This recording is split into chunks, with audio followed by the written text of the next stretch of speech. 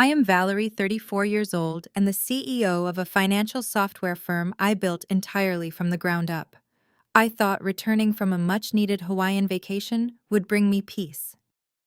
Instead, I stepped out of the elevator to find the biometric lock on my $4 million penthouse completely wiped. When I finally forced my way inside, I did not find my quiet sanctuary.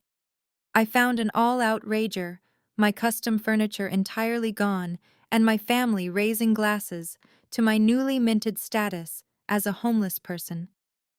They sold my home right out from under me to pay off my sister's massive debts.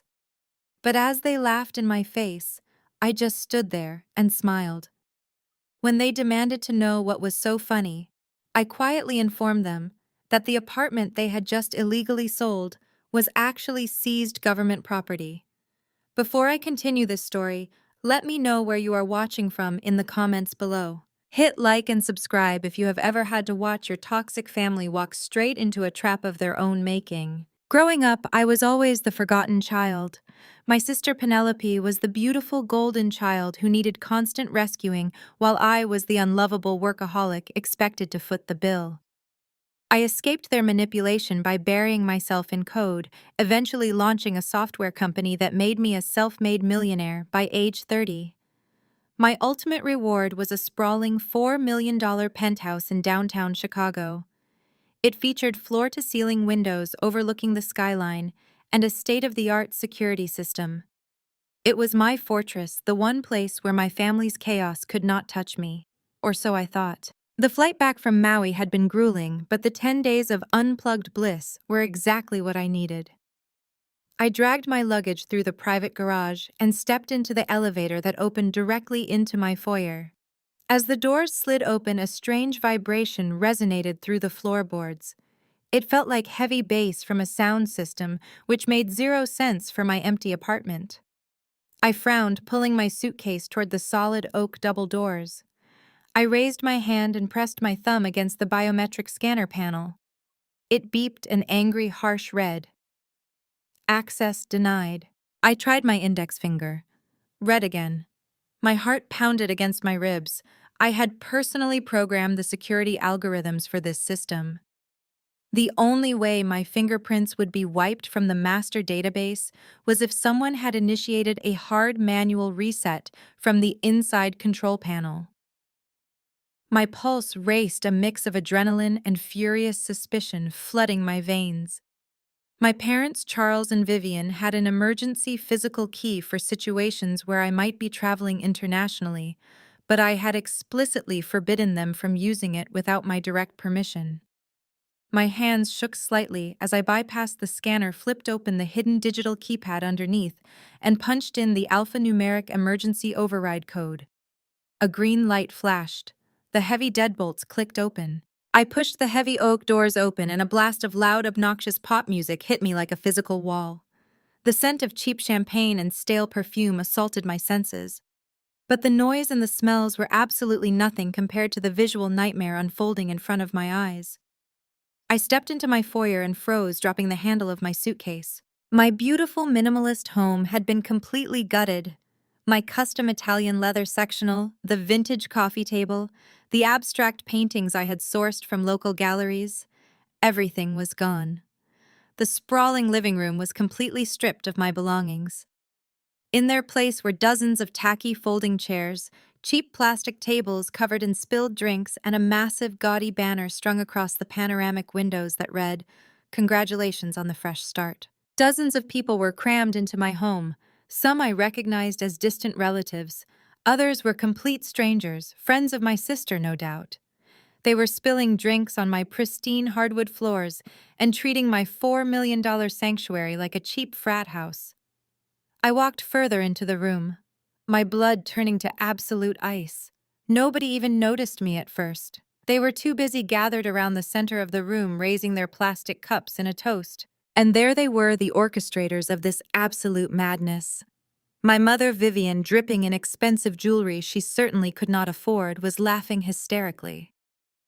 My father, Charles, stood beside her, puffing his chest out like a proud patriarch. My younger sister Penelope was perched on one of the plastic tables, wearing a designer dress that cost more than her car. Beside her stood Marcus, her husband, a man whose flashy tailored suits barely concealed the fact that he was drowning in shady debts and bad investments. Marcus raised his glass higher, his booming voice cutting through the thumping music. To the best-in-laws a man could ask for, he shouted, flashing his perfectly bleached teeth. Thanks to Charles and Vivian, Penelope and I are officially debt-free and ready for our next big venture. Cheers to family stepping up when it matters most. The crowd cheered, clinking their glasses together.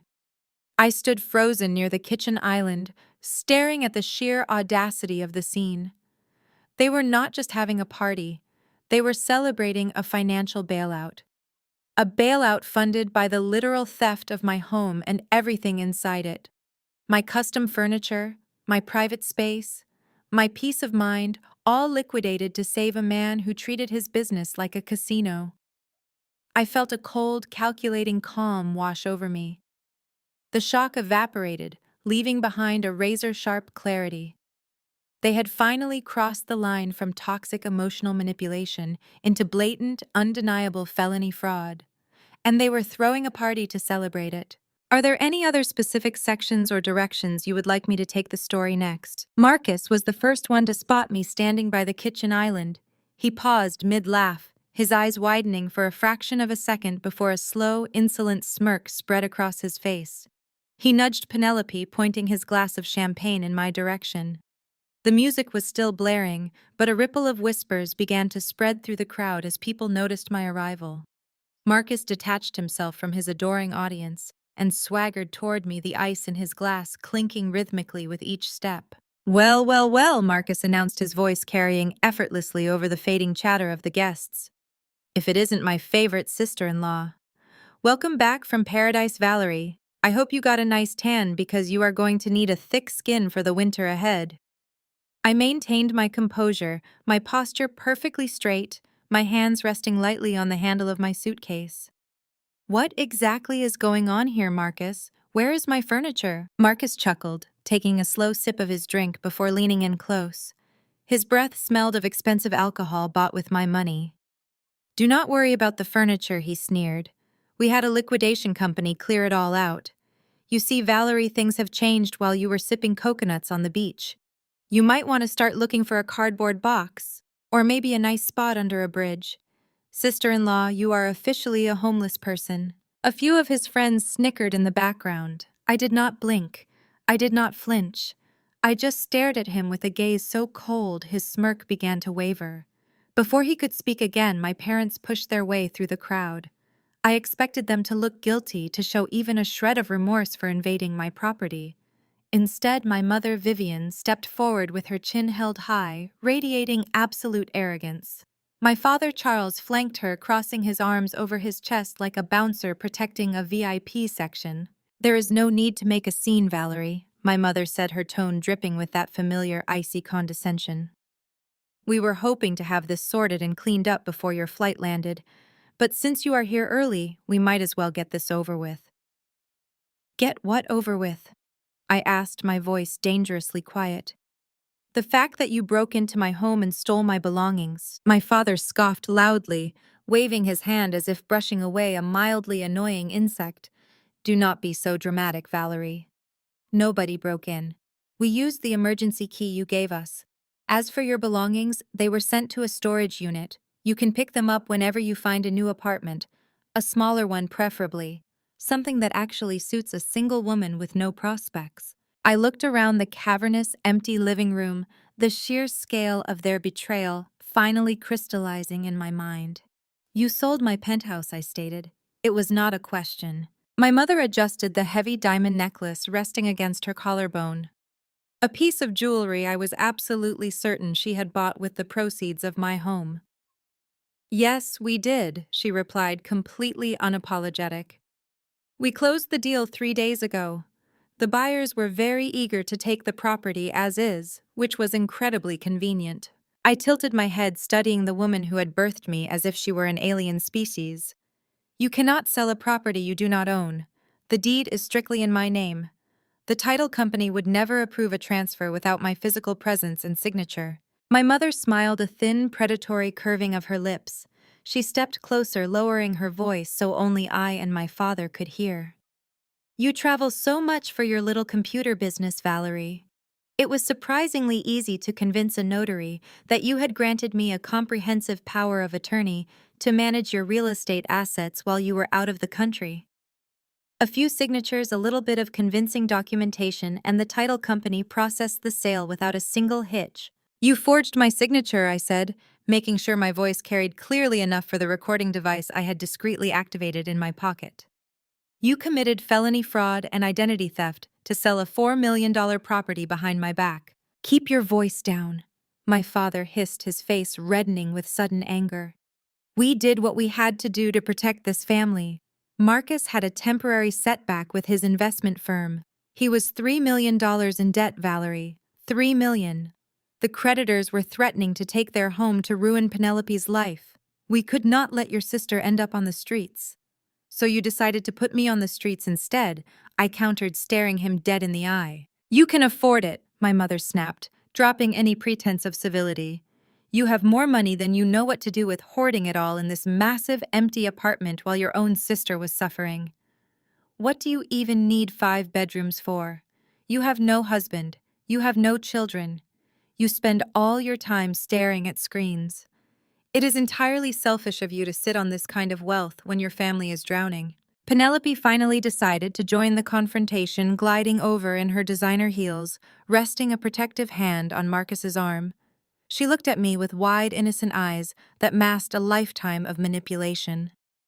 Val, please try to understand, she pleaded, using that sickly sweet voice she always employed when she wanted something. Marcus just had some bad luck with the market.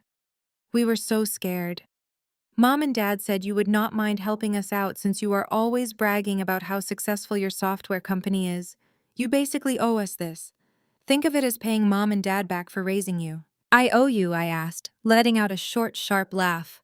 I owe you for a lifetime of being treated like an afterthought while you got everything handed to you on a silver platter. Yes, you do, my mother interrupted fiercely. We put a roof over your head. We clothed you. We fed you. You are part of this family, and family takes care of its own. We used the money from the sale to clear Marcus's debt completely. There was a little left over which we took as compensation for handling the logistics of moving your things. You should be thanking us for taking the initiative. You saved your sister's marriage today. They stood there, a unified front of delusion and entitlement, staring at me as if I were the villain for objecting to the theft of my own home. They honestly believed their own gaslighting. They had convinced themselves that stealing my property was a righteous act of family loyalty. They expected me to lower my head, accept the loss, and walk away quietly, just like I had done when I was a teenager. They thought I was still that isolated, desperate girl begging for their approval. They assumed I would simply cry, pack my bags, and disappear into the night to avoid causing a public scandal in front of their carefully curated guest list. But I was not that girl anymore. I was a chief executive who negotiated with corporate sharks for a living. I dealt with hostile takeovers and ruthless corporate espionage before my morning coffee. My parents and my arrogant brother-in-law had no idea who they were dealing with. They had just handed me the match to burn their entire world to the ground, and I was going to enjoy watching them realize it. Penelope sighed dramatically, tossing her perfectly styled hair over her shoulder. She stepped even closer, invading my personal space with the cloying scent of her expensive perfume. Honestly, Val, you should be thanking us, she said, her voice dripping with fake sympathy that made my skin crawl. Look at you. You are 34 years old. You have no husband, no boyfriend, and absolutely no social life to speak of. You spend 24 hours a day locked up in this sterile glass box, staring at lines of code. It is depressing. We did you a massive favor by forcing you out of your little tech cave. Now you actually have a reason to go out into the real world, meet some people, and maybe find a man who can tolerate your dry personality. You have always been so weirdly obsessed with making money. Penelope continued, gesturing vaguely around the empty room with her champagne flute. But what is the point of having all this wealth if you just sit around alone? Marcus and I actually know how to live. We go to galas, we travel, we host parties. We are building a network. You just hoard cash like some kind of antisocial dragon. By liquidating this ridiculously oversized apartment, we are giving you the push you desperately needed to downsize, humble yourself, and start living like a normal woman. You can finally stop trying so hard to prove you are better than everyone else. My mother nodded vigorously in agreement, stepping up beside her golden child. Your sister is entirely right, Valerie, she added, adjusting her diamond necklace again. It is unnatural for a woman your age to live like this. We took the burden of this massive property off your shoulders. With the remaining funds from the sale, you can rent a sensible one-bedroom apartment in the suburbs. Maybe join a country club. Find a nice stable man who does not mind that you missed your prime childbearing years. You have been suffocating in this tech cave of yours, and we simply provided the intervention you were too stubborn to ask for. I let their words hang in the air. The sheer delusion required to reframe felony theft as a loving family intervention was staggering. A few of Marcus's friends chuckled in the background, raising their glasses to Penelope's speech. They thought I was beaten. They thought I was the tragic, lonely spinster sister who had just been forcefully put in her place by her glamorous, successful family. I slowly took off my sunglasses, folding them with deliberate precision, and slipped them into my blazer pocket. I looked at Penelope, then at my mother, and finally at my father. I did not raise my voice. I did not scream or cry. I simply let a freezing, razor-sharp smile cross my face. A favor, I repeated, tasting the absolute absurdity of the word. You stole $4 million in real estate from me, and you are calling it a favor to improve my social life. I took a slow, measured step forward, forcing Penelope to take a sudden step back. The temperature in the room seemed to drop 10 degrees. The music had faded out entirely now, leaving only the uncomfortable silence of the captive audience watching us. Let us talk about favors, I said, my voice cutting through the quiet room like a serrated blade. Let us talk about what I supposedly owe this family for raising me. Because my memory seems to be vastly different from yours. You claim you put a roof over my head and fed me. What you actually did was ignore my existence the second Penelope was born. While you were buying her designer pageant dresses and paying for exclusive tutors, I was working the night shift at a diner just to afford my own high school textbooks. My father opened his mouth to object, but I cut him off instantly. Do not even try to deny it, Charles Fry snapped, dropping the title of father entirely. When I got accepted into an Ivy League university, you refused to co-sign my student loans because you said a computer science degree for a woman was a complete waste of money. I worked 3 jobs. I slept 4 hours a night. I ate instant noodles for 4 years straight so I could pay my own tuition in full. You did not contribute a single solitary dime to my education or my company. I built my empire with my own 2 hands, blood, sweat, and absolute sheer will. I owe you nothing. I turned my gaze to Marcus, who was suddenly looking a lot less smug. He shifted his weight, his grip tightening on his champagne glass. And now we come to the brilliant businessman of the family, I continued, gesturing mockingly toward him. The man who actually knows how to live. Tell me, Marcus, how is that living working out for you? Because from where I am standing, your entire existence is funded by parasitical theft. Watch your mouth, Valerie, Marcus growled, taking a threatening step forward. I am an investment broker. I hit a temporary market slump. It happens to the best of us. A temporary market slump. I laughed, a harsh echoing sound that made several guests flinch. Is that what we are calling it now? Let us be completely transparent with all your lovely friends gathered here today. 3 years ago, my brilliant parents decided to sell the prime 20-acre commercial plot they had owned for decades, the land that was supposed to be their retirement fund. And why did they sell it? To hand you a massive lump sum of cash so you could open that aggressively trashy neon-lit luxury car dealership on the highway. Marcus's face flushed a deep, ugly crimson. Penelope opened her mouth to defend him, but I raised my hand, silencing her. You took their retirement money, Marcus, and you promised them a massive return on investment. Instead, you blew it on leased inventory. You could not sell flashy marketing campaigns that yielded zero results and a lifestyle you could not afford to maintain. You ran that dealership straight into the ground in less than 18 months. You bankrupted my parents. You left them with nothing but mounting debts and a desperate need to keep up appearances at their country club. I stepped right into Marcus's personal space, refusing to back down. You are not a victim of the market, Marcus. You are a grifter. You destroyed my parents' finances, and when the collectors finally came knocking for your personal debts, you decided to use my parents' desperation to target the only person in this family who actually has real money, me. I turned back to my mother, who was trembling, her face completely drained of color, as her friends and acquaintances muttered in the background. Her perfect wealthy facade was actively disintegrating in front of her country club peers. You did not sell my home to force me out of a tech cave, Vivian, I stated coldly. You sold my home because you are terrified of everyone finding out that your golden son-in-law is a fraudulent failure and that you are flat broke. You stole from the daughter you hate to protect the illusion of the daughter you love. I watched their faces contort with panic and shame. The sheer silence in the room was deafening.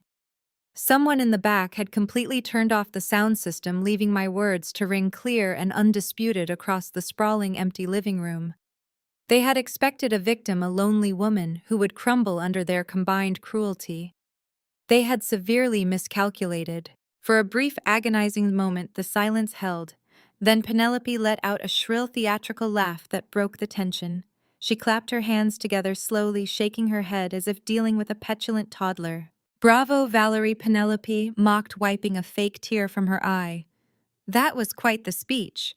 Really top-tier drama. But it does not change the reality of the situation. Does it? You can scream and yell and bring up ancient history all you want. But at the end of the day, we have the money and you do not have a home. Marcus joined in, his confidence returning as his friends chuckled along with his wife. He stepped forward, puffing his chest out again. "That is exactly right," he sneered. "You can call me whatever names help you sleep at night, sister-in-law. Call me a grifter, call me a failure. But right now, I am a debt-free man, throwing a party in an apartment you no longer own. So why do not you pack up your little suitcase and call a cab? We have celebrating to do, and homeless people really kill the vibe." My parents exchanged a look of profound relief, bolstered by Marcus and Penelope taking control. My father actually smiled, a genuine expression of triumph. "You always were a sore loser, Valerie," he said smoothly. "The transaction is complete. The funds have been cleared. You can hire all the lawyers you want to cry about forged signatures, but it will be tied up in civil court for years. By the time a judge even looks at the paperwork, that money will be long gone. You lost. Accept it gracefully and leave." The crowd around them began to laugh, a chorus of mocking chuckles echoing through the empty, cavernous room. They really thought they had won. They thought they had outsmarted me, outmaneuvered me, and left me with absolutely nothing. I let them laugh. I let the sound wash over me, savoring their ignorance for one final second. Then I dropped my smile. The terrifying calm expression I had maintained vanished completely, replaced by a look of absolute predatory anticipation. "You really think I just found out about this sale today?" I asked, my voice slicing through their laughter like a whip. "You think I flew back from Hawaii completely oblivious to what was happening in my own home?" The laughter abruptly stopped. "Let me explain something to you about this penthouse," I said, taking a step toward Marcus, whose smug expression was beginning to crack. "You see, when I discovered your little plan to forge my signature, I did not try to block the sale. I let you proceed, because 3 weeks ago my forensic accountants discovered exactly where you were hiding your offshore accounts. I reported you to the Internal Revenue Service.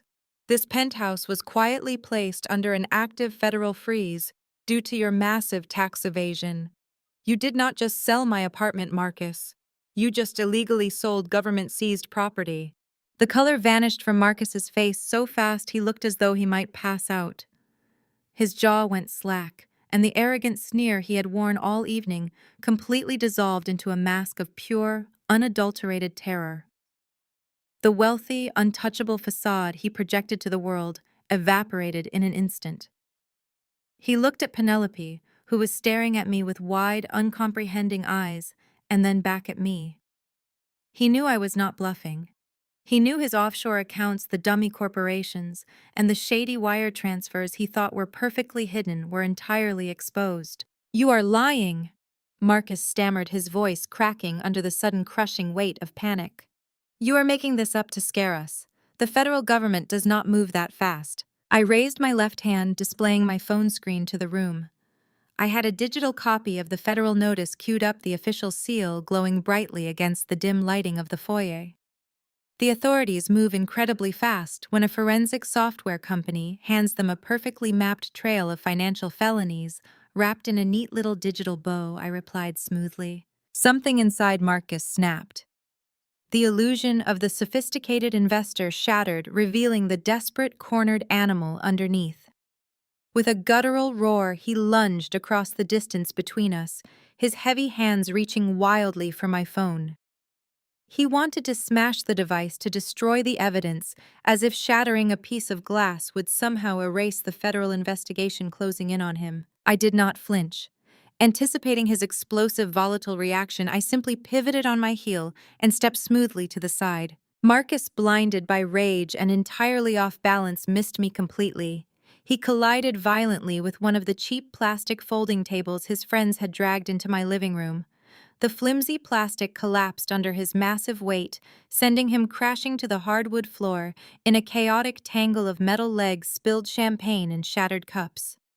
He groaned loudly, scrambling frantically to get back on his feet, his expensive tailored suit now dripping with cheap alcohol and sticky soda.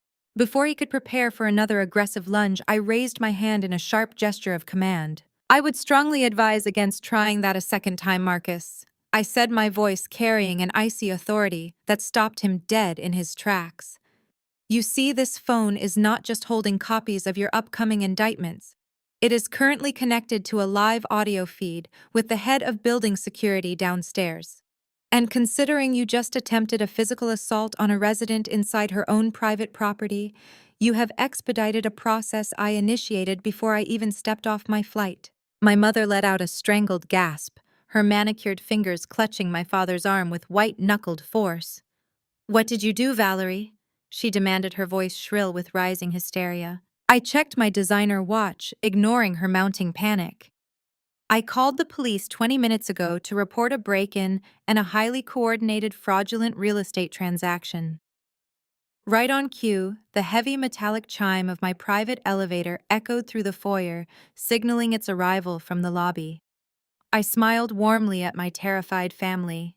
The authorities are not on their way. They are already waiting right outside the door. The heavy steel doors of my private elevator slid apart with a soft mechanical hum, revealing two uniformed police officers, flanked by the building's head of security, a towering, no-nonsense former Marine named Davis. The flashing red and blue lights from their cruisers down on the street reflected faintly in the polished brass panels of the elevator cab. The music in my living room had been completely killed by someone in the crowd, leaving an eerie, suffocating silence in its wake. Before I could even take a breath to greet them, Marcus moved. The sheer speed of his transformation was almost impressive. The violent, desperate man who had just lunged at me vanished. In his place stood a polished, deeply distressed victim. He smoothed down the lapels of his champagne-soaked suit, raised his hands in a gesture of complete surrender, and rushed toward the officers with a look of manufactured terror on his face. "Officers, thank God you are here," Marcus said, his voice trembling, perfectly pitched to sound both respectful and deeply rattled. "Please, you have to help us. We are terrified." The lead officer, an older man with graying temples, held up a hand to stop Marcus from getting too close. "Sir, step back. What exactly is the situation here?" "We received a call about a break-in and a fraudulent property transfer." Marcus let out a ragged, theatrical sigh, running a hand over his face, as if exhausted by a lifetime of carrying a heavy burden. "There was no break-in, officer. That woman standing right there is my sister-in-law, Valerie. She is the one who called you, and she is completely unhinged. She has been stalking my wife and me for months. We just closed on this property to get a fresh start, and she somehow found out. She forced her way in here tonight, completely out of her mind, screaming threats and trying to physically assault me." I watched in silent fascination as Marcus spun his web of lies. He knew exactly what he was doing. He was playing the ultimate victim card, weaponizing his identity to manipulate the situation. Look at her, Marcus continued, his voice dropping into a low, pleading register. I know how this looks. I am a black man who married into a wealthy white family, and she has never, ever accepted it. She has harbored this deep, toxic prejudice against me since the day Penelope and I started dating. She hates seeing a man like me succeed. She hates that we bought this penthouse. She came here tonight to destroy our celebration, and when I asked her to leave, she started screaming that she owned the place. She needs psychiatric help, not a police intervention. Right on cue, my parents stepped up to support the illusion.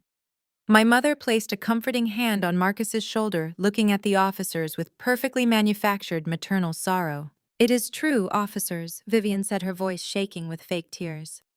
I am her mother, and it breaks my heart to say this, but Valerie has been deeply unwell for a long time. She has severe delusions of grandeur. She dropped out of college, cut ties with us, and now she is obsessively fixated on ruining her sister's happiness. We just wanted one peaceful night to celebrate Marcus and Penelope buying their new home. Please do not arrest her. Just escort her to a hospital. She needs a psychiatric hold. The officers exchanged a wary glance. Marcus's performance was incredibly convincing. He played the marginalized, successful man perfectly, while my parents provided the necessary corroboration to paint me as a bitter, prejudiced, mentally unstable relative, crashing a legitimate party. The lead officer turned his gaze to me, his hand resting cautiously near his utility belt. Ma'am, the officer said, his tone firm, but carefully neutral. I am going to need you to step away from the kitchen island and keep your hands where I can see them. Do you have any identification on you? Penelope let out a soft, dramatic sob from the background, clinging to one of her friends. Marcus looked at me over the officer's shoulder, shooting me a fleeting, venomous smirk. He thought he had outsmarted me again. He thought the authorities would drag me out in handcuffs or worse, put me in an ambulance, leaving him free to finish liquidating my assets. I did not raise my voice. I did not act defensive or angry. The fastest way to validate a claim of hysteria is to act hysterical. Instead, I calmly reached into my designer tote bag, moving slowly and deliberately to avoid alarming the officers, and pulled out my primary work tablet. Good evening, officer, I said, my voice projecting absolute, unshakable authority. My name is Valerie, and I am the sole legal owner of this penthouse. Davis, it is good to see you again. I apologize for dragging you up here on a Sunday night. Davis, the head of security, nodded respectfully. Good to see you, Ms. Valerie. Welcome back from Hawaii. The lead officer frowned, looking between me, Davis, and Marcus. Wait, you know her? Davis crossed his massive arms. Yes, sir.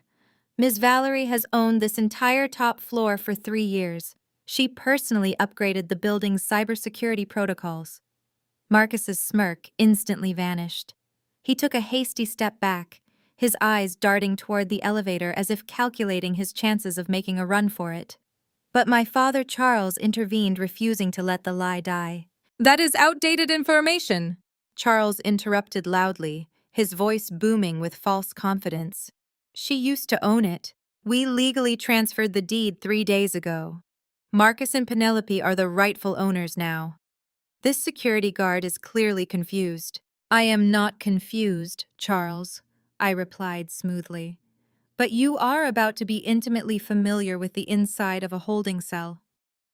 I unlocked my tablet and synced it directly to the building's central security mainframe, pulling up the high-definition surveillance footage from the hallway cameras outside my front door. I handed the tablet to the lead officer. Officers, this man claims I broke into his home tonight, I stated clearly. I would like you to review the footage captured at precisely 2 o'clock this afternoon. The 2 officers looked down at the glowing screen. The video played in crystal clear resolution. It showed Marcus, Penelope, Charles, and Vivian standing outside my penthouse doors. It showed Marcus repeatedly pressing his thumb against the biometric scanner and receiving a red error light. It showed him growing frustrated, kicking the heavy oak door, and then watching as Charles pulled out a physical emergency key to bypass the first lock. That is just us having trouble with the new lock system, Marcus stammered, sweat beginning to bead on his forehead. We just bought the place. We did not know how to use the scanner yet.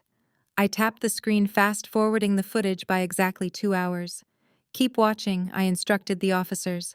The video resumed this time, showing a sketchy, unmarked moving truck pulling up to my private service elevator. A crew of 4 men hopped out and began aggressively hauling my custom Italian leather furniture, my vintage tables, and my expensive artwork out of my home. Marcus was standing in the hallway, clearly directing the crew, handing a thick envelope of cash to the foreman while laughing. "If you are the legal owners moving into a new property, Marcus?" I asked, my voice echoing through the dead silent room.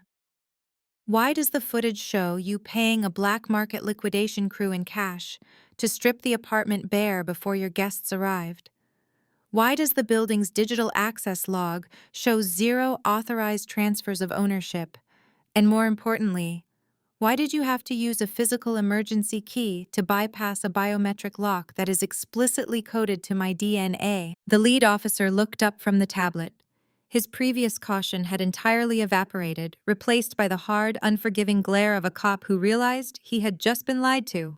He handed the tablet back to me and turned his body fully toward Marcus. Marcus opened his mouth, stammering, trying to find another angle, another lie to spin, but the illusion was shattered. The victim card had burned to ash. The evidence was irrefutable, digital, and absolute. There was no maneuvering out of high-definition video proving a coordinated forced entry and the theft of millions of dollars in property. "Sir," the lead officer said, his voice dropping an octave as he unsnapped the restraint on his handcuffs. "I'm going to need you to turn around and place your hands behind your back." "Officer, stop right there!" "My father," Charles bellowed, stepping aggressively between the advancing policeman and Marcus. His face was a mask of indignant fury, the veins in his neck bulging against his stiff collar. "You are making a colossal mistake. This is not a break-in, and it is certainly not theft. This is a civil dispute over a perfectly legal real estate transaction. We have all the documentation. We sold this penthouse 3 days ago to a highly respected investment firm. I have the lead buyer on speed dial right now. He will confirm that the funds cleared and the deed was transferred legally." The lead officer paused, his hand hovering over his handcuffs, clearly hesitant to make a false arrest in a room full of wealthy socialites. "Ma'am," the officer said, glancing back at me, "if they have proof of a legitimate sale, this becomes a civil court matter. I cannot arrest someone for trespassing if they believe they hold the deed." I crossed my arms and offered my father a polite, inviting gesture. "By all means, Charles," I said, keeping my voice perfectly steady. "Call the buyer. Put him on speakerphone so everyone in the room, including the police, can hear how legitimate this transaction really is. Let us clear this up right now." My mother Vivian let out a breath of relief, quickly fixing her posture and glaring at me. "You are about to look incredibly foolish, Valerie," she hissed, pointing a manicured finger in my direction. "We dealt with a major private equity group. They wired the $3 million directly to clear Marcus's debt. The paperwork is ironclad. Charles, make the call." Charles pulled his phone from his breast pocket with a triumphant flourish. He scrolled through his contacts, tapped a name, and hit the speakerphone icon, holding the device up like a trophy for the entire silent room to witness. The phone rang once, twice. On the third ring, a crisp, deeply professional voice answered. "Apex Holdings, Alexander speaking." "Yes, Alexander," Charles said, his voice booming with arrogant confidence. "This is Charles. We finalized the sale of the penthouse earlier this week. I am currently standing in the property with the police, and my estranged daughter is attempting to claim the sale was fraudulent. I need you to confirm for the officers that Apex Holdings purchased this property legally and that the $3 million was transferred according to our agreement." There was a brief pause on the other end of the line. The faint sound of pages turning could be heard. Then Alexander spoke, his voice completely devoid of the eager compliance Charles expected. Charles Alexander replied smoothly, his tone remarkably calm. "I am afraid there has been a significant misunderstanding regarding who exactly you have been negotiating with. I am not a real estate investor. My name is Alexander Sterling, and I am the lead corporate attorney for Valerie's software development firm." My father froze. The triumphant smile slid off his face, replaced by a look of profound, uncomprehending horror. My mother grabbed Charles's arm, her fingernails digging into his suit jacket. "What are you talking about?" Charles stammered, his voice suddenly lacking its previous volume. "You represent Apex Holdings. You signed the purchase agreement." "I represent Apex Holdings because Apex Holdings is a shell corporation created and entirely funded by Valerie Alexander," stated the legal reality, dropping like an anvil in the silent room. "You see, Charles, when my client discovered that you and your wife had forged a comprehensive power of attorney to illegally liquidate her personal assets, she did not panic. She simply instructed me to create an anonymous corporate entity. You did not sell her home to a private equity firm. You sold her home to her." The sheer magnitude of the trap began to dawn on the crowd. Marcus took a stumbling step backward, bumping into the wall. Penelope began to sob, her knees buckling as she sank onto one of the remaining cheap plastic chairs. The wealthy socialites and party guests, who had been drinking my champagne only moments ago, now stared at my family as if they carried a highly contagious disease. They were witnessing the total, irreversible destruction of a family's reputation and freedom executed with absolute corporate precision. "Let me clarify the legal landscape you have just blindly walked into," I interjected, stepping closer to my trembling parents. "You were so desperate to get your hands on my money, so eager to bail out your fraudulent son-in-law, that you did not even bother to have an independent lawyer read the fine print of the purchase contract. You signed an expedited as-is transfer agreement that was heavily booby-trapped with legal landmines." I kept my eyes locked on Charles as I delivered the final, crushing blows. "By signing that specific contract as my supposed legal representatives, you personally guaranteed the absolute authenticity of the title.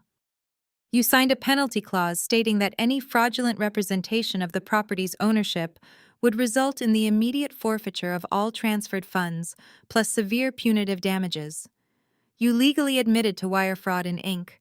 But the money cleared," Marcus yelled, his voice cracking with pure panic. "We saw the confirmation. The $3 million paid off my creditors. The accounts are settled."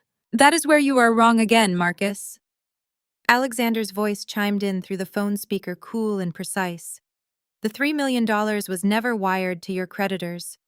The purchase contract stipulated that the funds be routed through a third-party escrow account, pending final verification of the deed.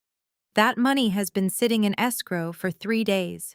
And this morning," I added, twisting the knife, "my legal team flagged the entire transaction for suspicious activity." When a forged power of attorney attempts to route $3 million from a freshly liquidated asset into the offshore accounts of a man already under investigation by the IRS, it triggers an automatic federal alarm. That money is not clearing your debts, Marcus. It is entirely frozen in escrow under active suspicion of money laundering." Vivian let out a strangled, breathless gasp, her hands flying to her mouth. "You set us up," she whispered, her eyes wide with terror. "I simply gave you the rope, Vivian," I replied coldly. "You chose to tie the knot. You thought you could steal my home to fund a criminal's lifestyle and I would just roll over and cry.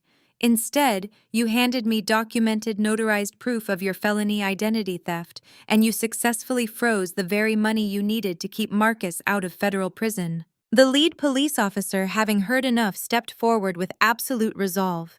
He grabbed Marcus by the shoulder, spinning him around and slamming him against the wall. This time, there was no hesitation. "Marcus," the officer said firmly, pulling his arms back and snapping the cold steel handcuffs around his wrists. "You are under arrest for breaking and entering and suspicion of grand larceny. You have the right to remain silent. I strongly suggest you use it." The metallic click of the handcuffs echoing through the foyer seemed to shatter whatever fragile grip my mother had left on her sanity. As the officers began marching a struggling, swearing Marcus toward the service elevator, Vivian completely lost her mind. The polished country club matriarch vanished, replaced by a frantic, screaming woman whose perfect world was collapsing around her in real time. "You are a monster!" Vivian shrieked, her voice cracking as she lunged toward me, only to be held back by my father, who grabbed her arms in a desperate attempt to prevent another arrest. You are a cold, soulless sociopath. How could you do this to your own family? He is your sister's husband. You are destroying her life. You are destroying our lives all over a stupid apartment. She turned wildly to the remaining party guests who were edging toward the exits like passengers fleeing a sinking ship. Look at her. My mother cried out, tears streaming down her face, ruining her expensive makeup. Look at what she is doing to her own blood. We raised her. We loved her. And this is how she repays us. She traps us. She sets us up to go to prison. She is evil. She has always been a bitter, jealous, evil girl. Penelope wailed from the corner, burying her face in her hands, sobbing uncontrollably as Marcus's voice faded down the hallway. Charles stood paralyzed, his hands shaking as he gripped my mother's shoulders.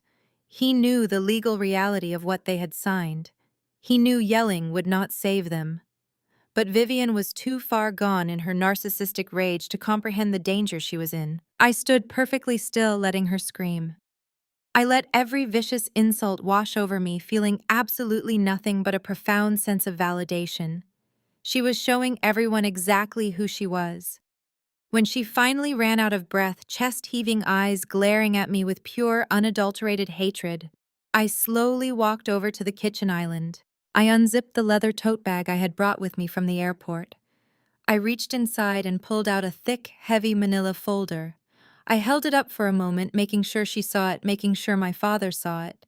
Then I slammed it down onto the marble countertop. The loud, sharp smack echoed through the ruined living room, silencing my mother's hysterics instantly. "You want to talk about blood, Vivian?" I asked, my voice dangerously low, stripped of any familial warmth. "You want to stand here in front of all these people and play the devoted, loving mother who has just been victimized by her cruel daughter. Let us talk about family loyalty. Let us talk about exactly what kind of mother you really are." I flipped the folder open. Inside were stacks of financial records, bank statements, and legal affidavits I had spent a small fortune gathering over the years. I spread them out across the marble island like a deck of playing cards, each page a testament to her absolute treachery. 5 years ago, I began my eyes locking onto hers, when I was working 20 hours a day, living on instant oatmeal, and trying to secure the foundational business loan to launch my software startup. My application was abruptly denied. The bank told me my credit score had tanked. They told me I had nearly $80,000 in defaulted credit card debt. Debt I had absolutely no knowledge of. My mother's face went completely ashen. The angry flush in her cheeks vanished, replaced by a sickly, terrifying pallor. She knew exactly what documents were on that counter. She tried to take a step back, but her legs seemed to betray her. Charles looked at his wife in confusion, clearly unaware of this particular chapter of her deceit. I spent weeks investigating. I continued projecting my voice so every single person lingering in the room could hear the truth. I discovered that someone had stolen my social security number. Someone had used my identity to open 4 high-limit credit cards. At first, I thought it was a random hacker. I thought it was just a terrible stroke of bad luck. But then the investigator I hired tracked the purchases. I picked up a heavily highlighted credit card statement and held it up. First-class flights to Paris. Luxury hotel suites in Milan. Thousands of dollars spent at designer boutiques in Rome. Does that itinerary sound familiar to anyone here? Because it certainly aligns perfectly with Penelope's famous post-graduation backpacking trip across Europe. Penelope stopped crying. She slowly lowered her hands from her face, looking at our mother with wide, horrified eyes. She had bragged about that trip for years, claiming her parents had paid for it in cash as a reward for merely existing. "You committed identity theft, Vivian," I stated, delivering the words like a physical blow. "You forged my signature, stole my financial identity, and drove me into massive debt just so your golden child could drink champagne on a yacht in the Mediterranean. You nearly destroyed my company before it even launched. I almost lost my investors. I almost lost my sanity. I had to negotiate a crippling repayment plan and work myself to the bone to clear a debt I never incurred, all while you were posting photos online, bragging about Penelope's wonderful cultural experiences abroad." "That is not true," Vivian whispered, shaking her head weakly, looking around at the guests who were now staring at her with blatant disgust. "I plan to pay it back. I just needed a temporary line of credit. I was going to pay it all back. You never paid back a single cent. I shot back, my voice echoing off the floor to ceiling windows. You let me take the fall. You let me struggle knowing exactly what you had done. And when I finally confronted you about it privately 4 years ago, do you remember what you said to me? You told me to stop being dramatic. You told me that since I was so smart with computers, I would figure it out. You told me family helps family. I gestured to the empty living room, to the mess on the floor, to the folder of evidence on the counter. So do not stand here and call me a monster. Do not you dare invoke the word family. You are a parasite, Vivian. You have spent your entire life feeding off my hard work to subsidize the delusions of grandeur you and Penelope share. You thought you could do it again today. You thought you could steal my home just like you stole my identity, and I would just quietly clean up your mess. I stepped around the counter, closing the distance between us, until I was standing mere inches from the woman who had made my life a living hell. She shrank back, trembling, completely stripped of her arrogance. But the difference between 5 years ago and today, I whispered, my voice dripping with cold, calculated finality, is that today I have the best corporate lawyers in the country on my payroll. Today, you signed a fraudulent property transfer that constitutes a federal crime. You did not just steal from your daughter this time. You tried to defraud the federal government, and you left a paper trail a mile long. The absolute silence in the room was deafening. The remaining guests were practically holding their breath. My father stared at the floor, utterly defeated, realizing the depth of his wife's depravity and the inescapable reality of their current situation. Penelope looked like she might be sick. I reached out, picked up the folder, and neatly tapped the edges against the counter to align the papers. I slipped it back into my bag with practiced efficiency. The police have already taken Marcus, I said, addressing my broken parents. But if you do not leave my property this exact second, I will gladly hand this identity theft dossier to the district attorney and have you both escorted out of here in handcuffs right behind him. The choice is yours. My father Charles did not need to be told twice. The last shred of his pride evaporated under the weight of impending federal charges. He grabbed my mother by the arm, his grip tight enough to make her wince. My mother Vivian did not fight him. All the fight had drained out of her the moment I mentioned the district attorney. She looked broken, an empty shell of the arrogant matriarch who had tried to steal my life just an hour ago. Without a single word of apology, without glancing back at her favorite daughter sobbing on the floor, Charles pulled Vivian toward the main exit. The remaining party guests practically trampled each other trying to follow them out. Nobody wanted to be caught in the crossfire of a federal investigation. Within minutes, the sprawling living room was cleared of the elites cheering for my downfall. The only sounds left were the heavy scuffles coming from the foyer. The two police officers were actively struggling to muscle Marcus into the service elevator.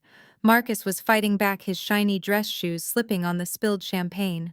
The reality of federal prison had breached his thick skull, and he was violently resisting. "Stop pushing me!" Marcus bellowed, trying to wrench his shoulder out of the lead officer's iron grip. "I know my rights. Penelope, call my lawyer. Call him right now. Tell him this crazy woman set me up." He thrashed against the security guard Davis, who simply planted a massive hand squarely on Marcus's back and shoved him forward. Marcus stumbled, his chest hitting the metal wall of the elevator. He twisted his head around, his eyes wild and bloodshot, searching the room for his wife. "Penelope, do not just sit there crying," Marcus screamed, his voice cracking with desperate rage. "Get up and fix this! You owe me! I only needed that money because your family is completely broke. You are going to let them lock me up for trying to save your pathetic lifestyle." The lead officer grabbed Marcus by the collar, slamming him back against the elevator wall to secure his footing. "You have the right to remain silent," the officer warned sharply, "and I highly recommend you start using it before you add resisting arrest to your list of felonies." Davis stepped back and hit the lobby button.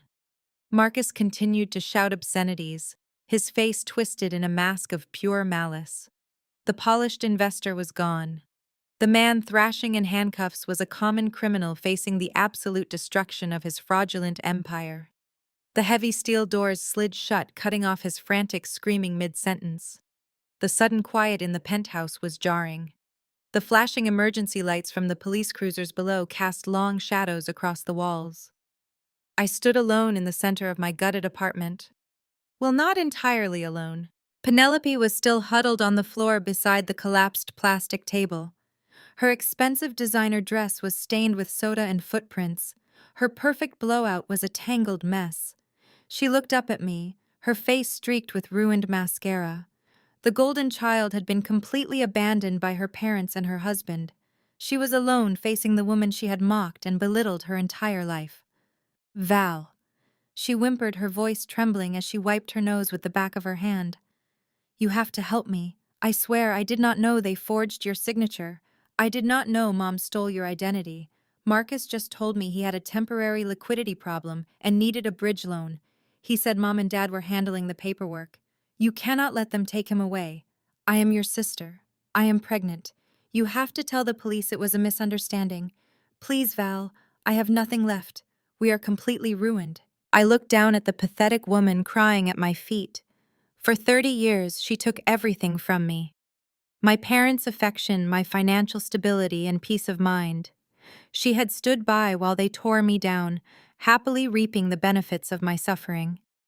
Even now, she tried to manipulate me using her tears and unborn child as weapons to escape accountability. I crouched down until I was at eye level with her. I did not reach out to comfort her. I kept my posture perfectly rigid, my expression unreadable. You really think Marcus was telling you the truth about a temporary liquidity problem? I asked softly, my voice barely above a whisper. Penelope hiccuped, nodding frantically.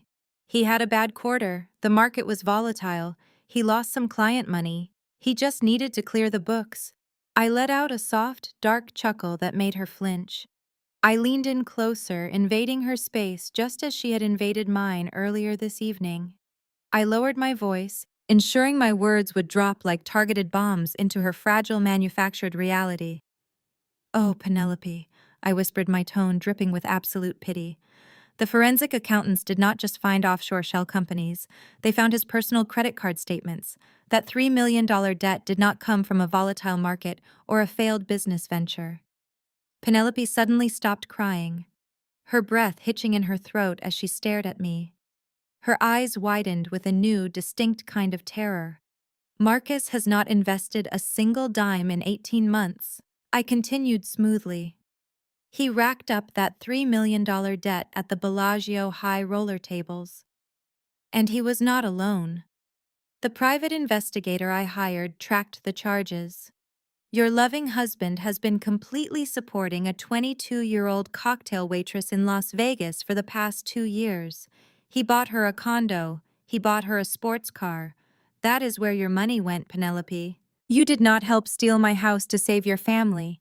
You stole my own house just to pay off his brand new mistress in Vegas. Penelope stared at me, her jaw trembling as the reality of her shattered life finally took hold. She did not scream. She did not throw a tantrum. The revelation of the Vegas mistress completely broke whatever fragile delusional spirit she had left. She simply hugged her knees to her chest and wept into the ruined fabric of her designer dress. I stood up, smoothing the wrinkles from my blazer, and walked toward the private elevator. I did not look back. I left her sitting in the wreckage of the party she had thrown to celebrate my demise. The next morning, the sterile fluorescent lights of the downtown Chicago police precinct offered a stark contrast to the opulent shadows of my penthouse. I stood comfortably behind the two-way mirror of an interrogation room, a fresh cup of artisan coffee resting in my hand. Beside me stood Alexander, my lead corporate attorney, watching the scene unfold with quiet professional satisfaction. On the other side of the glass, my parents were actively experiencing the worst day of their heavily privileged lives. Charles and Vivian sat at a scratched metal table looking like deflated balloons. My mother's face was haggard, her eyes darting nervously around the windowless room. My father had lost his commanding posture entirely. He was hunched forward, his hands clasped so tightly his knuckles were bone white. Sitting across from them was a federal prosecutor, a woman with zero patience for country club excuses, flipping through the massive dossier of financial evidence my team had provided. Let us review the facts, the prosecutor said, her voice sharp and clinical. She slammed the forged power of attorney onto the metal table. You and your wife knowingly executed a fraudulent real estate transfer across state lines. You attempted to route $3 million in illicitly obtained funds through a federal escrow account. This elevates your actions from a simple civil dispute to felony wire fraud. The federal sentencing guidelines for this level of financial conspiracy carry a mandatory minimum of 10 years in a federal penitentiary. Vivian let out a strangled gasp, burying her face in her hands. 10 years. The words echoed in the small room, stripping away decades of arrogant entitlement. There would be no high society galas in federal prison. There would be no luxury vacations or bragging rights, just concrete walls and a jumpsuit. Charles began to sweat profusely. Large beads of perspiration rolled down his forehead, soaking into the collar of his ruined dress shirt. He looked wildly at the prosecutor, shaking his head in frantic denial. "You do not understand," Charles pleaded, his voice cracking. "We are respected members of the community. We have clean records. This is a misunderstanding between family members. My daughter is just angry. She will drop the charges once she calms down and realizes what she is doing to her parents." The prosecutor did not even blink. "Your daughter does not control the federal government, Charles. The Internal Revenue Service flagged the escrow transfer. The state flagged the forged notary seal. Even if Valerie wanted to withdraw her complaint, which my office assures you, she absolutely does not, the state is pressing charges. You committed fraud on a federal level to bypass a frozen asset." The realization that I was no longer a viable target hit them simultaneously. They could not manipulate me. They could not bully the prosecutor. The only way out of a 10-year sentence was to find a scapegoat. The alliance of the Golden family fractured in a matter of seconds. My parents exchanged a desperate, panicked look, silently communicating the ultimate sacrifice they were about to make. "It was Marcus!" Vivian blurted out, her voice shrill and desperate as she pointed a shaking finger at the blank wall. "We did not want to do this. Marcus made us do it. He is a monster. He manipulated us. He told us that if we did not help him secure the funds, violent loan sharks would come after our daughter Penelope. We were just terrified parents trying to protect our pregnant child from a dangerous criminal." Charles nodded vigorously, practically throwing himself across the table to align with his wife's sudden narrative. "Yes, exactly. Marcus orchestrated the entire thing. We do not know anything about real estate law or wire transfers. Marcus brought us the paperwork. He told us Valerie had already agreed to the sale verbally and that she just needed us to sign on her behalf because she was stuck in Hawaii. He lied to us. He preyed on our trust. He is the mastermind here. We are completely innocent victims." Behind the glass, Alexander let out a low chuckle. "There is no honor among thieves," he murmured, taking a sip of his water. "They are offering him up on a silver platter." I watched them throw their golden son-in-law directly under the bus without a single ounce of hesitation. Just yesterday, Marcus was the brilliant investor who saved the family. Now he was the violent criminal mastermind who had duped two innocent elderly socialites. It was sickening, but it was exactly what I had predicted. The prosecutor leaned back in her chair, folding her arms. "That is a fascinating story. However, your signatures are on the fraudulent deed. Your bank account is listed as the secondary beneficiary for the surplus funds from the sale. Marcus might have been the catalyst, but you were the willing executors. If you want any leniency from the district attorney, you are going to have to offer us a lot more than just pointing fingers. We need a full documented confession detailing Marcus's entire operation, including his illegal gambling debts and offshore accounts." "We will give you everything," Charles agreed instantly, his pride completely abandoned. "We know where he keeps his physical ledgers. We know the names of his associates in Vegas. We will testify against him in open court. Just please keep us out of prison. We will do whatever you want." Alexander and I walked down the sterile hallway to Observation Room B. On the other side of the glass, Marcus sat handcuffed to a heavy steel table. His custom-tailored suit was stiff with dried champagne and dirt. His tie was missing. The polished, charismatic broker who had charmed his way into my family was completely gone.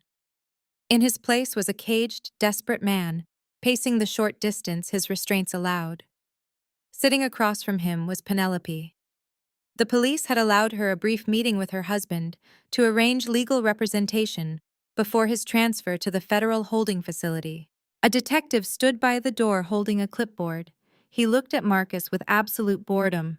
"Your in-laws just signed a full cooperative agreement with the federal prosecutor," the detective stated flatly. "They provided the locations of your physical ledgers, your offshore routing numbers, and the names of your associates in Nevada. They claim you orchestrated the entire property fraud and coerced them into participating." Marcus stopped pacing. He stood perfectly still, his broad shoulders rising and falling with heavy, ragged breaths. He looked at the detective, then down at Penelope, who was weeping into a tissue. The last thread of his carefully constructed composure snapped. The suave, articulate investment banker vanished entirely. They did what Marcus roared, the sheer volume of his voice vibrating through the thick observation glass. He slammed his handcuffed fists down on the metal table, making Penelope flinch and curl into a tight, terrified ball. "Those broke, pathetic, fake rich parasites threw me under the bus." Marcus began to pace again, his face contorted in a mask of absolute vicious rage.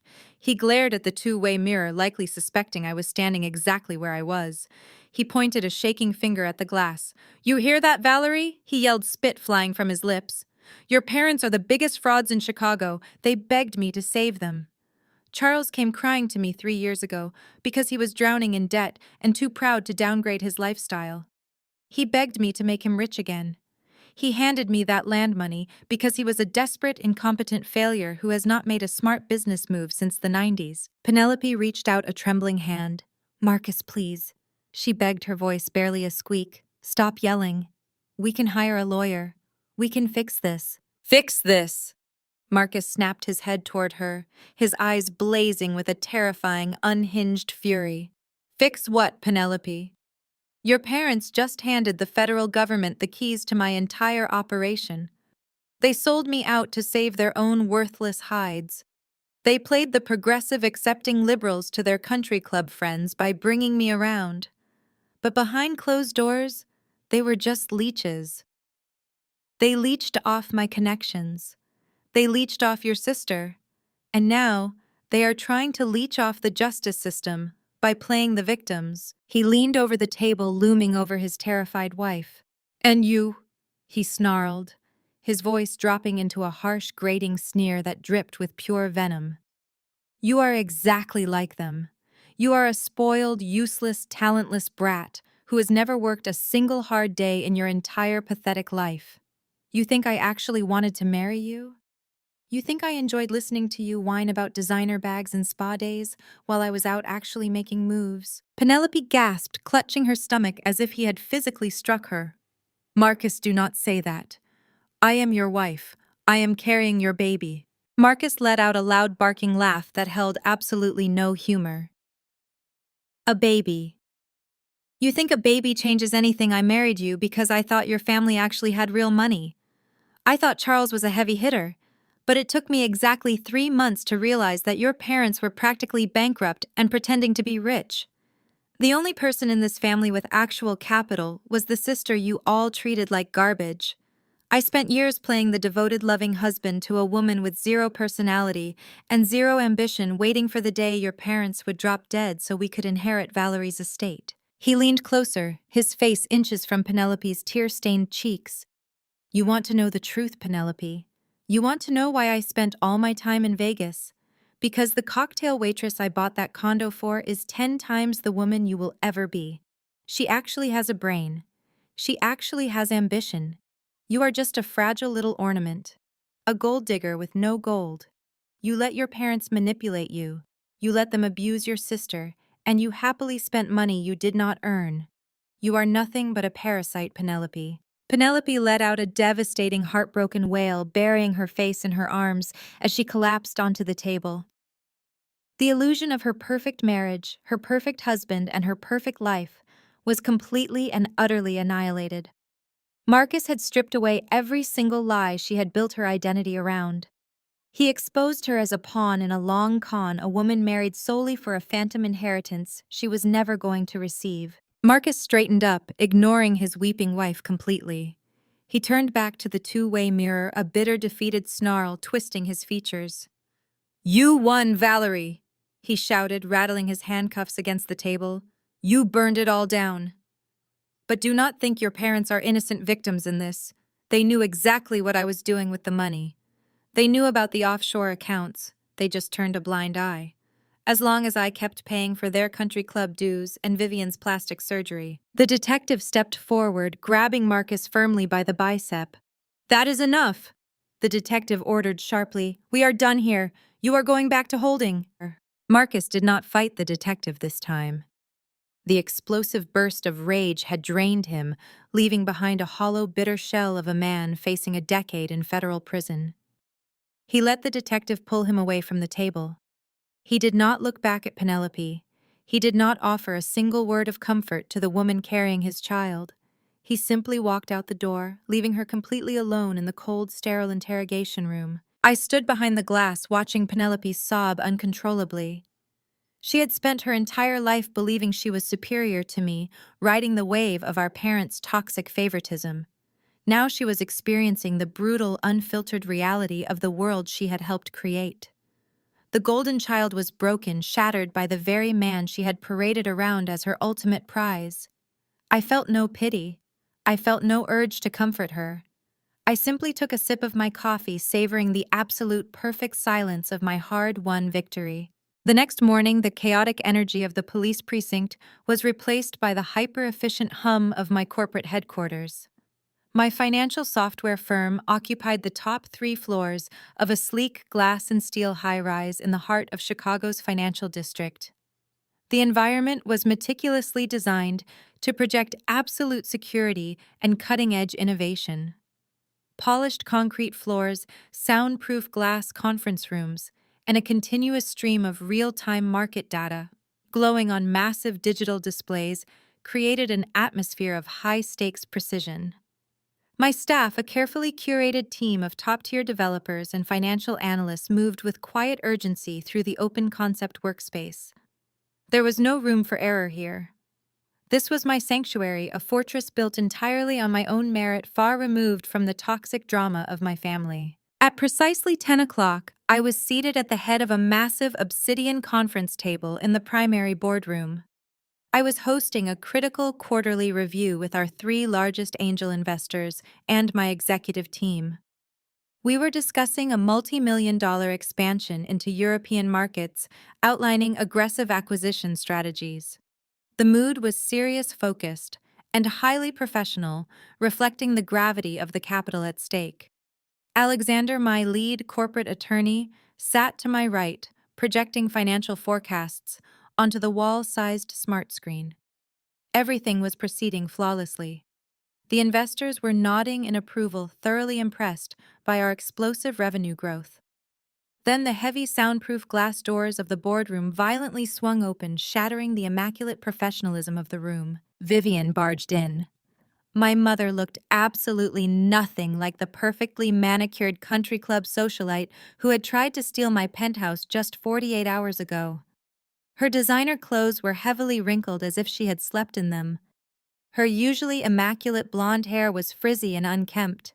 She had somehow managed to bypass the lobby security, likely by slipping through the turnstiles behind a large group of arriving employees and then bullying her way past my executive assistant.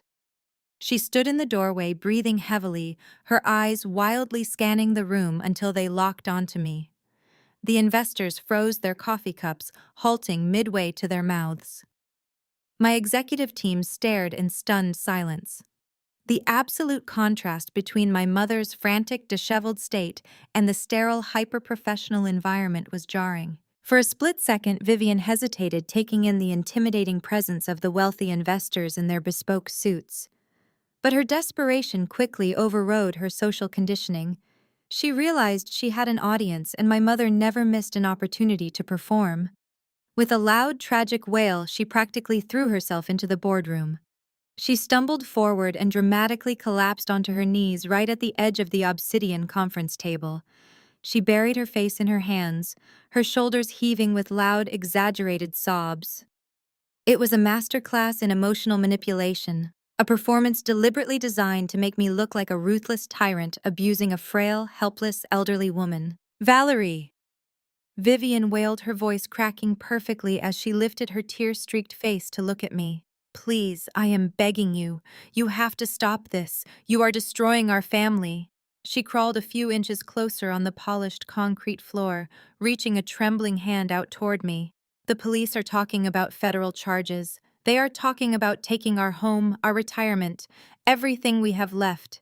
You cannot let them lock your own mother in a federal prison over a simple misunderstanding. We made a mistake, Valerie. We were just trying to help Marcus. We did not know the paperwork was illegal. You are my daughter. I carried you. I raised you. I loved you. Please have some mercy on your own flesh and blood. She turned her tearful gaze directly to the investors, ensuring they were fully engaged in her tragic narrative. Look at what she is doing to her parents. Vivian sobbed, gesturing wildly at me. We are elderly. We are terrified. We just wanted to keep our family together, and now she is using her vast wealth and her corporate lawyers to crush us. She is trying to send her own mother to jail out of pure, bitter spite. Please, someone talk to her. Someone tell her this is completely wrong. You cannot let her do this to her own family. The boardroom was dead silent save for the sound of my mother's manufactured sobbing. The angel investors shifted uncomfortably in their expensive leather chairs. In high-stakes corporate environments, public emotional outbursts are considered highly inappropriate, but a weeping mother begging for her life on the floor is universally destabilizing. They looked at me, their expressions a mixture of shock, pity, and deep concern.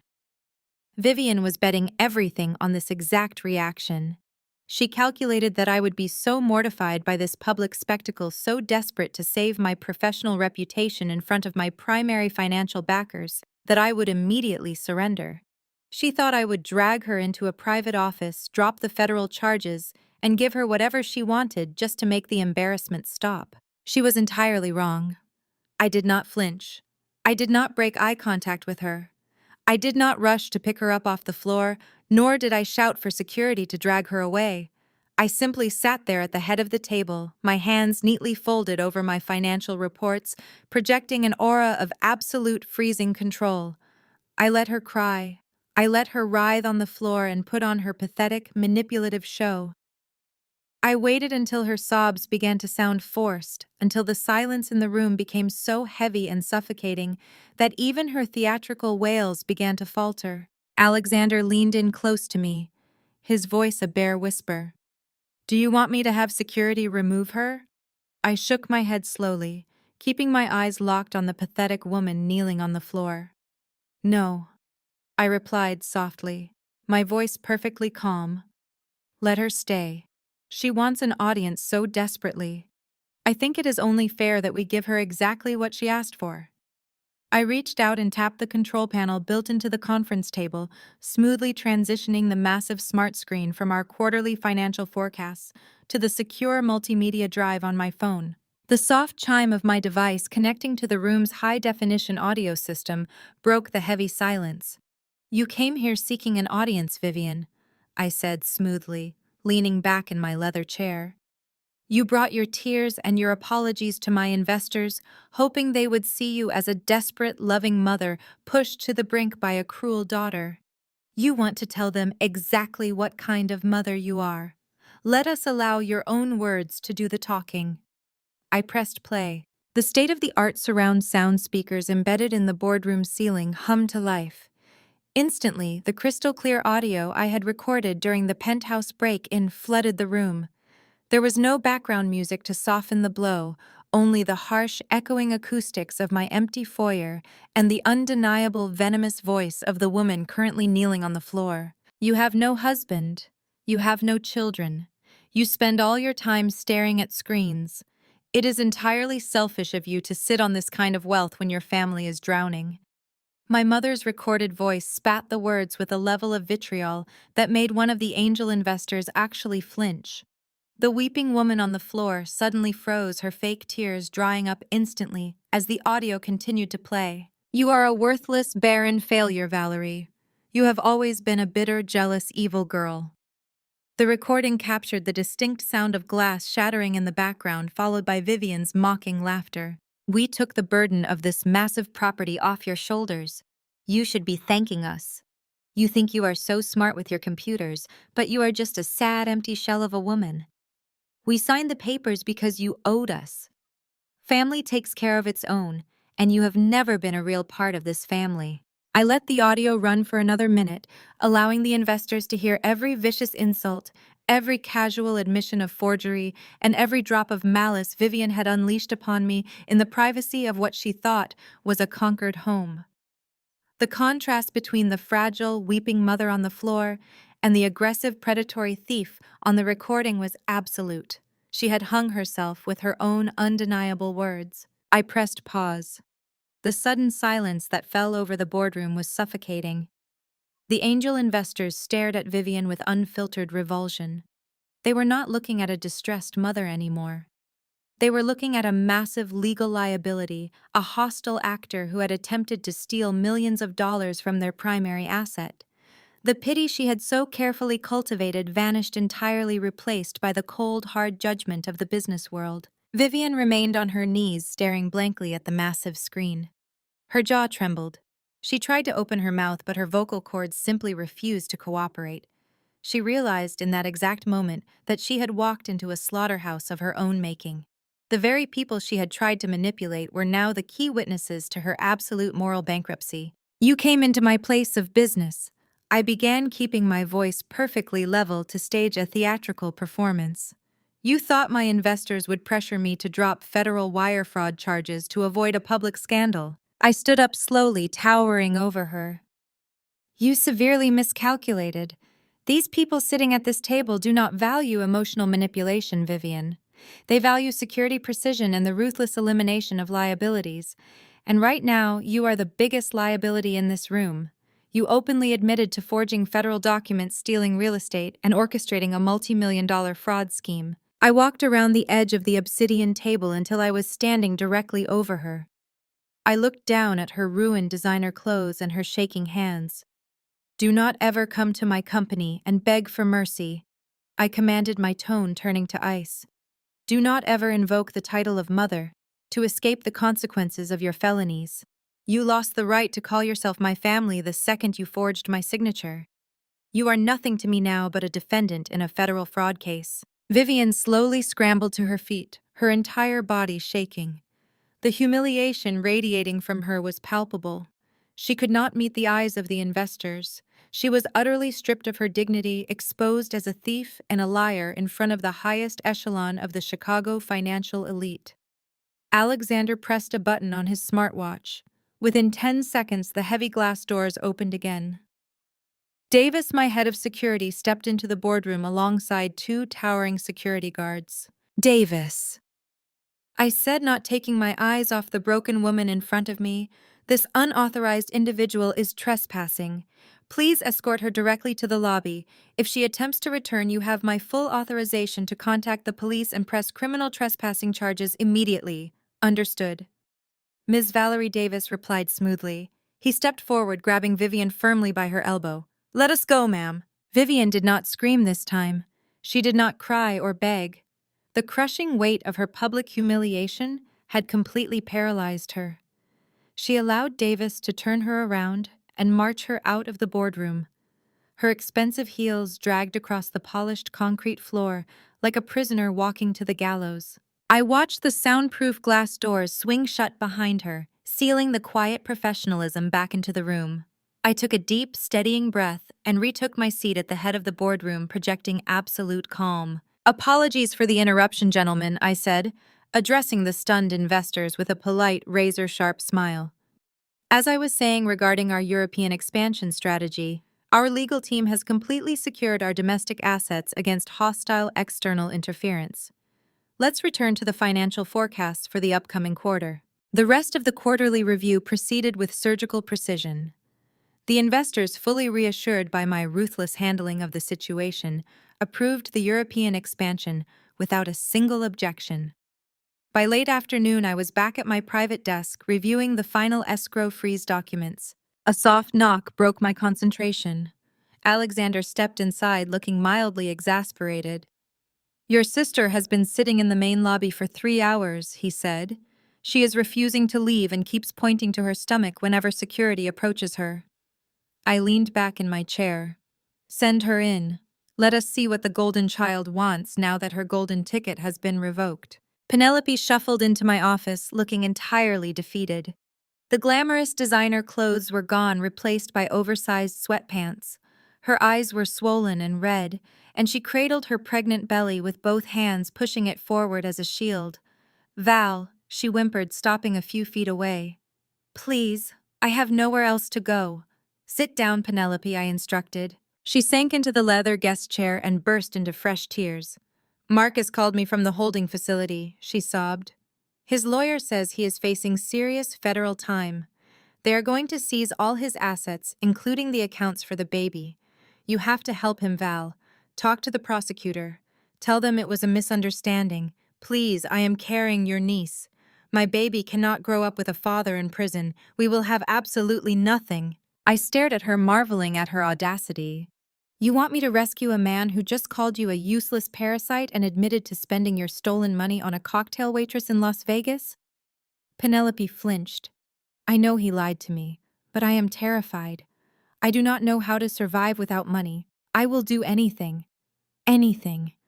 Just please use your lawyers to get him a plea deal or drop the civil suit so we have some cash left." I watched her weep, a cold strategic calculation forming in my mind.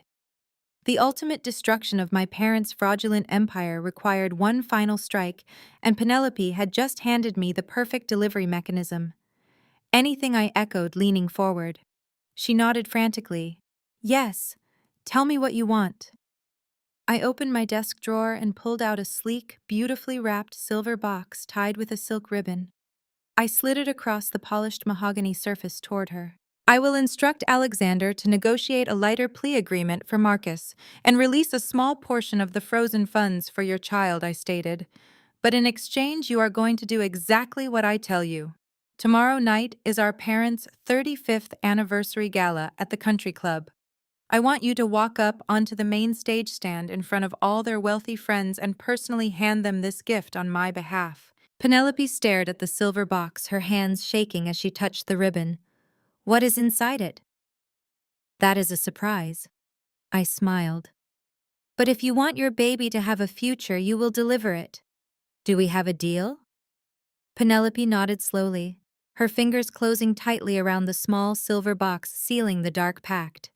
She wiped her tear-stained cheeks and walked out of my quiet office, carrying the heavy instrument of our parents' absolute destruction. 24 hours later, the prestigious Oakmont Country Club was bathed in the warm golden glow of thousands of fairy lights. Their 35th anniversary gala was designed to be the social event of the season, a masterclass in aggressive, unapologetic extravagance. Charles and Vivian had spared absolutely no expense to project an illusion of untouchable wealth.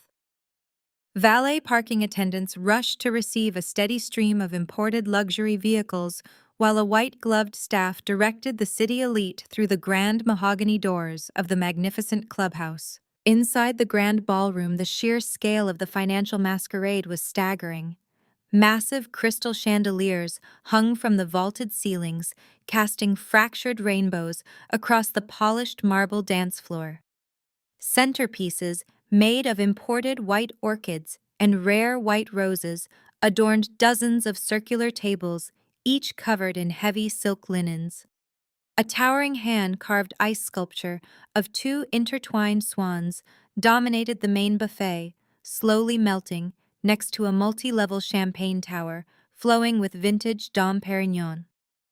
A live string quartet played classical arrangements in the corner, providing a sophisticated soundtrack to the quiet, calculating murmurs of Chicago high society.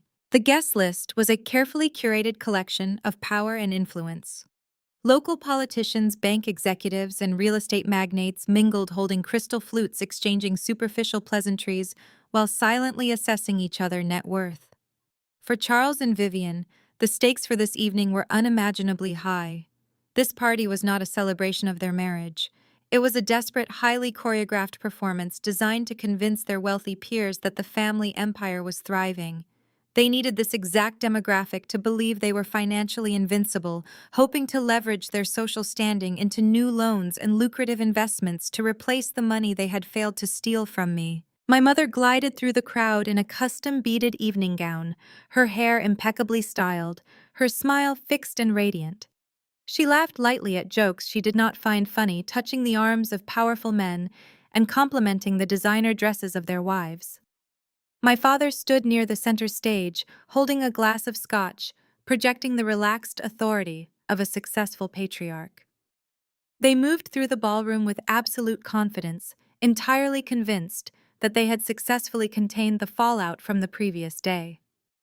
They assumed that throwing Marcus under the bus had completely insulated them from any legal consequences and that their social standing remained flawlessly intact. They believed the worst was over. They had no idea that the perfectly manicured, highly exclusive world they had spent decades building was about to be burned to ash in front of everyone they respected. The trap was now meticulously set, the pieces were in motion, and the execution was going to be spectacular. I stepped out of the black town car at precisely 8 o'clock, handing the keys to a bewildered valet. I had chosen my wardrobe with the same tactical precision I used to structure corporate buyouts. I wore a backless emerald green silk gown that swept the floor paired with a diamond tennis bracelet I had purchased to celebrate my company hitting its first 10 million in revenue. My hair was styled in a sleek, immaculate twist, and my posture radiated the kind of absolute, untouchable authority that cannot be faked. I did not look like the discarded, bitter daughter my parents had described to their social circle. I looked like a woman who owned the building. The heavy mahogany doors swung open, and I glided into the grand ballroom. The effect was instantaneous.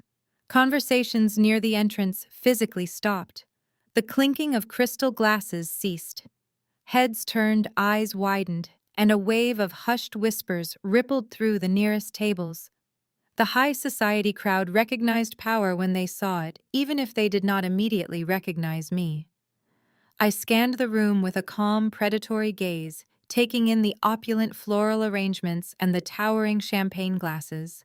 It took exactly 45 seconds for my father to spot me. Charles was standing near the ice sculpture, laughing at a joke made by a banking executive.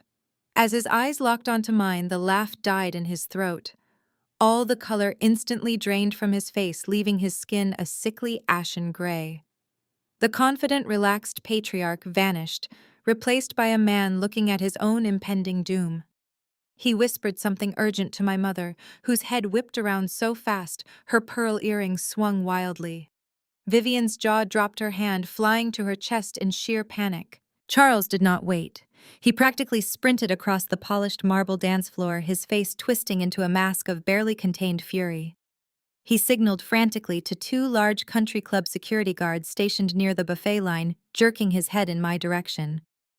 He intercepted me just as I reached the edge of the central dining area, stepping directly into my path to block my advance. "What are you doing here?" Charles hissed, keeping his voice dangerously low to avoid drawing more attention, though several nearby guests were already watching the exchange with keen interest. "You were not invited, Valerie. You have absolutely no right to show your face at this celebration after the stunt you pulled yesterday." I smiled warmly at him, offering the picture-perfect illusion of a pleasant family greeting to the watching crowd. "I am simply here to celebrate your 35 years of marital bliss, Charles. After all, family is everything, is it not? That is the narrative you have been selling to these people all evening." "You listen to me," my father snarled, his polite facade fracturing.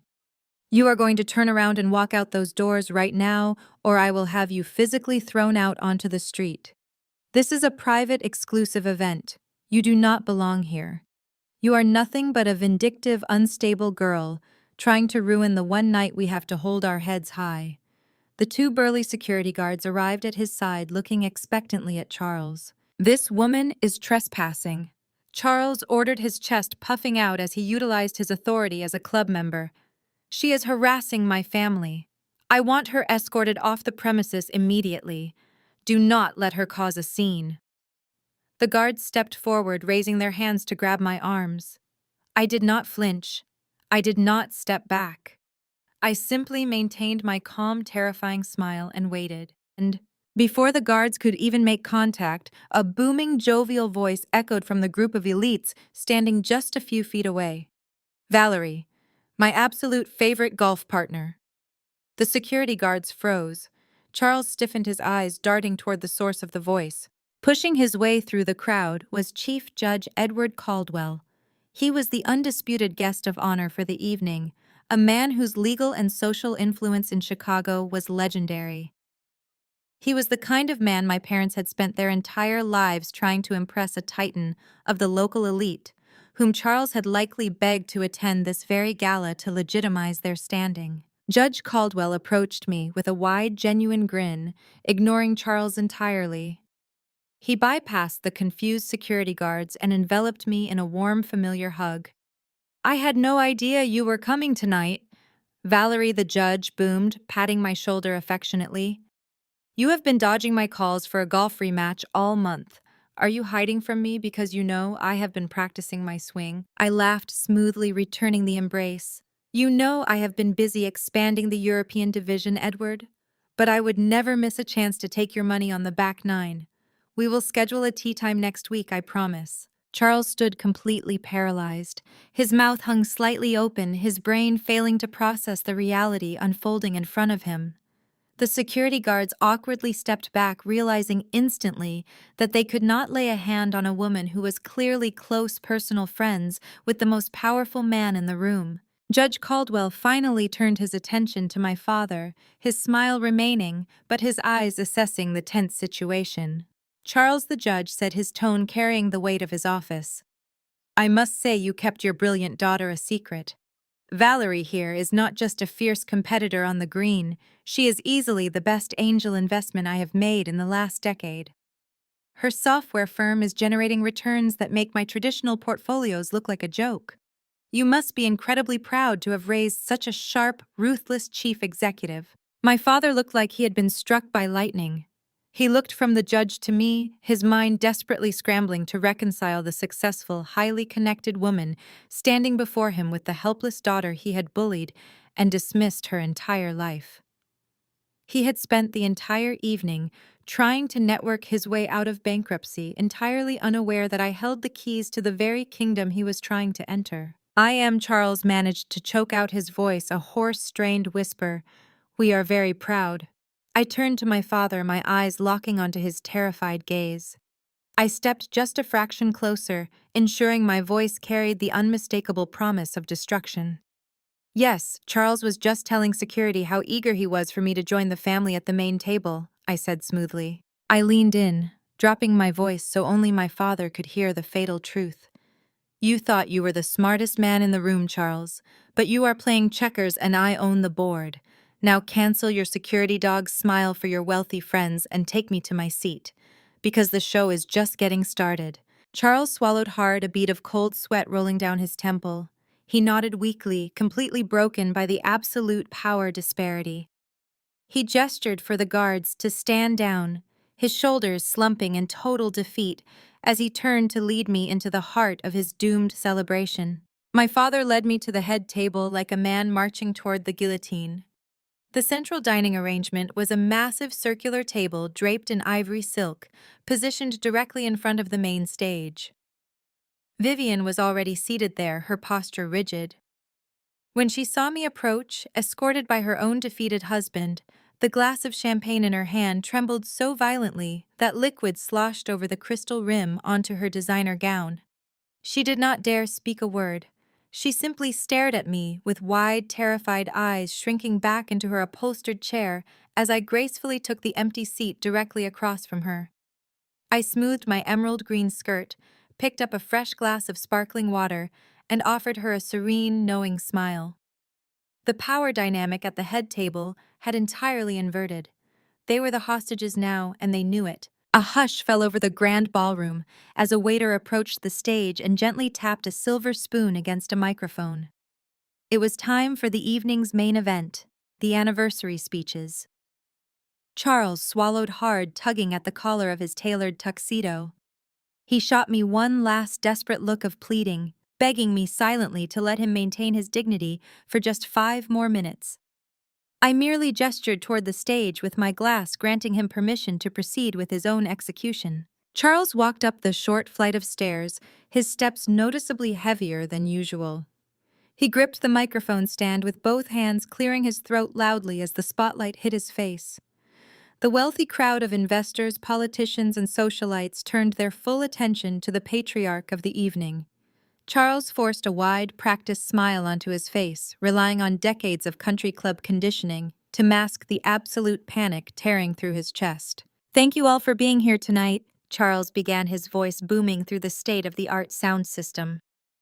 35 years is a long time. It is a milestone that requires patience, dedication, and above all else, unwavering loyalty. Looking out at all your faces tonight, I am reminded of what truly matters in this life. It is not the business deals and it is not the wealth, it is family. I took a slow sip of my water, savoring the profound, sickening irony of his words. The man who had forged my signature to steal my home 24 hours ago was now lecturing Chicago's elite about the sanctity of family loyalty. "We have faced our share of storms." Charles continued, his confidence growing slightly as the crowd offered polite nods of agreement. "But Vivian and I have always believed that a family must stand together. A parent makes unimaginable sacrifices to protect their children, to build a legacy they can pass down. We have always strived to provide a foundation of unconditional love and support. We taught our daughters that no matter what happens in the outside world, your family will never abandon you. Your family will always be your ultimate safe haven." The sheer hypocrisy was staggering. I watched Vivian dab at her dry eyes with a silk napkin, playing the role of the deeply moved matriarch perfectly. The guests murmured in appreciation of his touching sentiments, completely blind to the rot festering beneath the surface. Charles was hitting his stride, feeding off the applause, momentarily forgetting the sword hanging over his head. He gestured expansively toward the head table. "I am incredibly blessed to have my beautiful wife by my side and to see our family thriving. It takes a village, they say, but really it just takes absolute trust in the people who share your blood. To Vivian, my rock, and to our wonderful daughters, who make every sacrifice worthwhile." Charles raised his glass high in the air. The entire ballroom followed suit, a sea of crystal catching the chandelier light. "Hear, hear," the crowd echoed, applauding the perfect, loving father. I did not raise my glass. I simply set it down on the table, folded my hands in my lap, and locked eyes with my father. His smile faltered instantly. He remembered exactly who was sitting in the front row. The applause began to die down, transitioning back into the quiet murmur of a high society dinner. It was time. I gave a subtle, almost imperceptible nod toward the heavy velvet curtains near the back of the ballroom. From the shadows, Penelope emerged. The golden child did not look golden tonight. She had clearly tried to make herself presentable, wearing a conservative black dress that accommodated her pregnant belly, but her face told the real story. Her eyes were red and swollen, devoid of their usual arrogant sparkle. Her makeup was hurriedly applied, failing to hide the dark circles of severe exhaustion and relentless crying. She moved stiffly, her shoulders hunched, looking entirely out of place among the glamorous, carefree party guests. Whispers rippled through the crowd as people noticed her slow, agonizing walk toward the main stage. Charles frowned, his grip tightening on the microphone. This was not part of the carefully choreographed schedule. Vivian sat up straight, her maternal instincts warring with her rising dread. She knew Penelope was supposed to be at home dealing with the fallout of Marcus's arrest. Seeing her favorite daughter walking through the ballroom looking like a ghost sent a fresh wave of panic across Vivian's face. Penelope reached the base of the stage. Her hands were visibly shaking. In her grasp, she held the sleek, beautifully wrapped silver box tied with a perfect silk ribbon. The exact box I had given her in my corporate office. The price she had to pay for her child's future. She climbed the short flight of stairs, her heels clicking softly against the polished wood. Charles took a hesitant step back, his fake smile completely vanishing. "Penelope, sweetheart," he whispered, trying to keep his voice out of the microphone's range. "What are you doing here? "Where is Marcus?" Penelope did not answer him. She could not even look him in the eye. A solitary tear spilled over her lashes and tracked down her pale cheek. She walked directly to the center of the stage, standing right beside her father in the harsh glare of the spotlight. She looked down at Vivian, who was staring up from the head table with absolute horror. With trembling hands, Penelope extended her arms outward, offering the silver box to her parents. Her voice, fragile and broken, carried through the microphone for the entire ballroom to hear. "I have a gift for you," Penelope stammered, her breath hitching audibly. "A special anniversary gift, from Valerie." The ballroom descended into dead silence. No one moved. No one spoke. Charles stared at the silver box, as if it were an active explosive device. Vivian's hands flew to her mouth. I remained seated at the front table, my posture immaculate, watching the golden child deliver the instrument of their absolute destruction. The Trojan horse was officially inside the gates, and there was absolutely no turning back. Charles stared at the silver box. He hesitantly reached out and took it from Penelope's trembling hands. Vivian, unable to contain her desperate hope, stood up from the head table and approached the stage. She thought this was my surrender. She actually believed I had caved to the pressure of the impending scandal and packaged the deed to the penthouse, or perhaps a multi-million-dollar peace offering inside that elegant silver wrapping. Charles slowly untied the silk ribbon. It fell away, fluttering to the floor of the stage. He lifted the lid of the silver box. Vivian peered over his shoulder, her eyes wide with greedy anticipation. Her perfectly manicured hands twitched, ready to snatch whatever treasure lay inside. But there was no velvet pouch. There was no stack of bearer bonds. There was only a thick, folded stack of heavy legal parchment bound by a severe black clip. Vivian snatched the documents from the box before Charles could even process what he was looking at. She unfolded the thick paper, holding it up to the light of the chandeliers. Her greedy smile froze. The blood drained from her face so rapidly, she looked like she might collapse right there on the polished wood. Printed across the top of the very first page in bold, unmistakable letters were the words, "United States District Court." It was a formal subpoena. I sat perfectly still, watching the exact moment my mother realized she was holding a federal indictment for felony wire fraud, identity theft, and conspiracy to launder money. The documents detailed every single illegal action she and Charles had taken over the past 48 hours. The false power of attorney, the forged signatures, the fraudulent real estate transfer. It was all laid out in devastating clinical legal language. It was not a warning. It was a mandatory summons to appear before a federal judge, demanding their immediate compliance and threatening severe penalties for evasion. Charles grabbed the papers from her shaking hands, his eyes darting frantically across the text. He stumbled backward, knocking over the microphone stand. The heavy metal equipment hit the stage floor with a loud, ringing crash that echoed through the grand ballroom.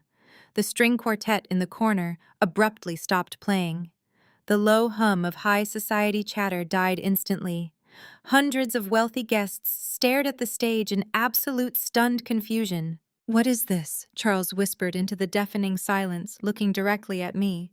His voice was completely devoid of its former arrogance. It was the sound of a man watching his entire life disintegrate. Before I could even answer, a violent commotion erupted near the main entrance of the ballroom. The heavy mahogany doors were thrown open with such force that one of them slammed loudly against the paneled wall. The security guards stationed at the entrance were shoved aside by a massive, disheveled figure barging into the elegant space. It was Marcus. He had managed to post an emergency high-interest bail just hours earlier, liquidating the last of his hidden Vegas assets to buy himself temporary freedom. He looked absolutely deranged. His tailored suit from the previous night was gone, replaced by wrinkled street clothes. His eyes were bloodshot and wild, darting around the opulent ballroom until they locked onto the stage. He saw Charles holding the legal documents. He saw Penelope shrinking away in terror. And then his frantic gaze locked onto me, sitting calmly at the head table. "You ruined me!" Marcus roared, his voice tearing through the elegant room like a chainsaw. The wealthy guests gasped, parting like the Red Sea to get away from the unhinged, screaming man. Women clutched their pearl necklaces, and banking executives spilled their expensive scotch as they backed away in sheer panic. He pointed a shaking finger at my parents on the stage. "And you two, you cowardly, pathetic frauds, you gave the feds everything, you sold me out." Marcus was completely blinded by an explosive, violent rage. He had lost his mistress, his stolen money, his fake reputation, and his freedom. He had absolutely nothing left to lose, which made him incredibly dangerous. With a guttural shout, he charged forward, sprinting across the marble dance floor directly toward the stage. Charles threw his hands up in a futile attempt to defend himself. Vivian screamed, scrambling backward and tripping over the hem of her expensive designer gown.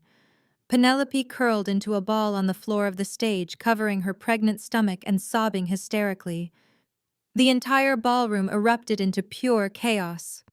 Women shrieked in genuine terror, men shouted for security to intervene, and the perfectly curated anniversary gala transformed into an absolute war zone of shattered glass and trampled floral arrangements. The pristine facade of their high society life was completely obliterated in a matter of seconds. Marcus leaped onto the stage, tackling Charles to the ground. The two men crashed into the ice sculpture of the intertwined swans, sending massive chunks of shattered ice flying across the buffet tables. Marcus grabbed Charles by the collar of his tuxedo, screaming obscenities and shaking him violently.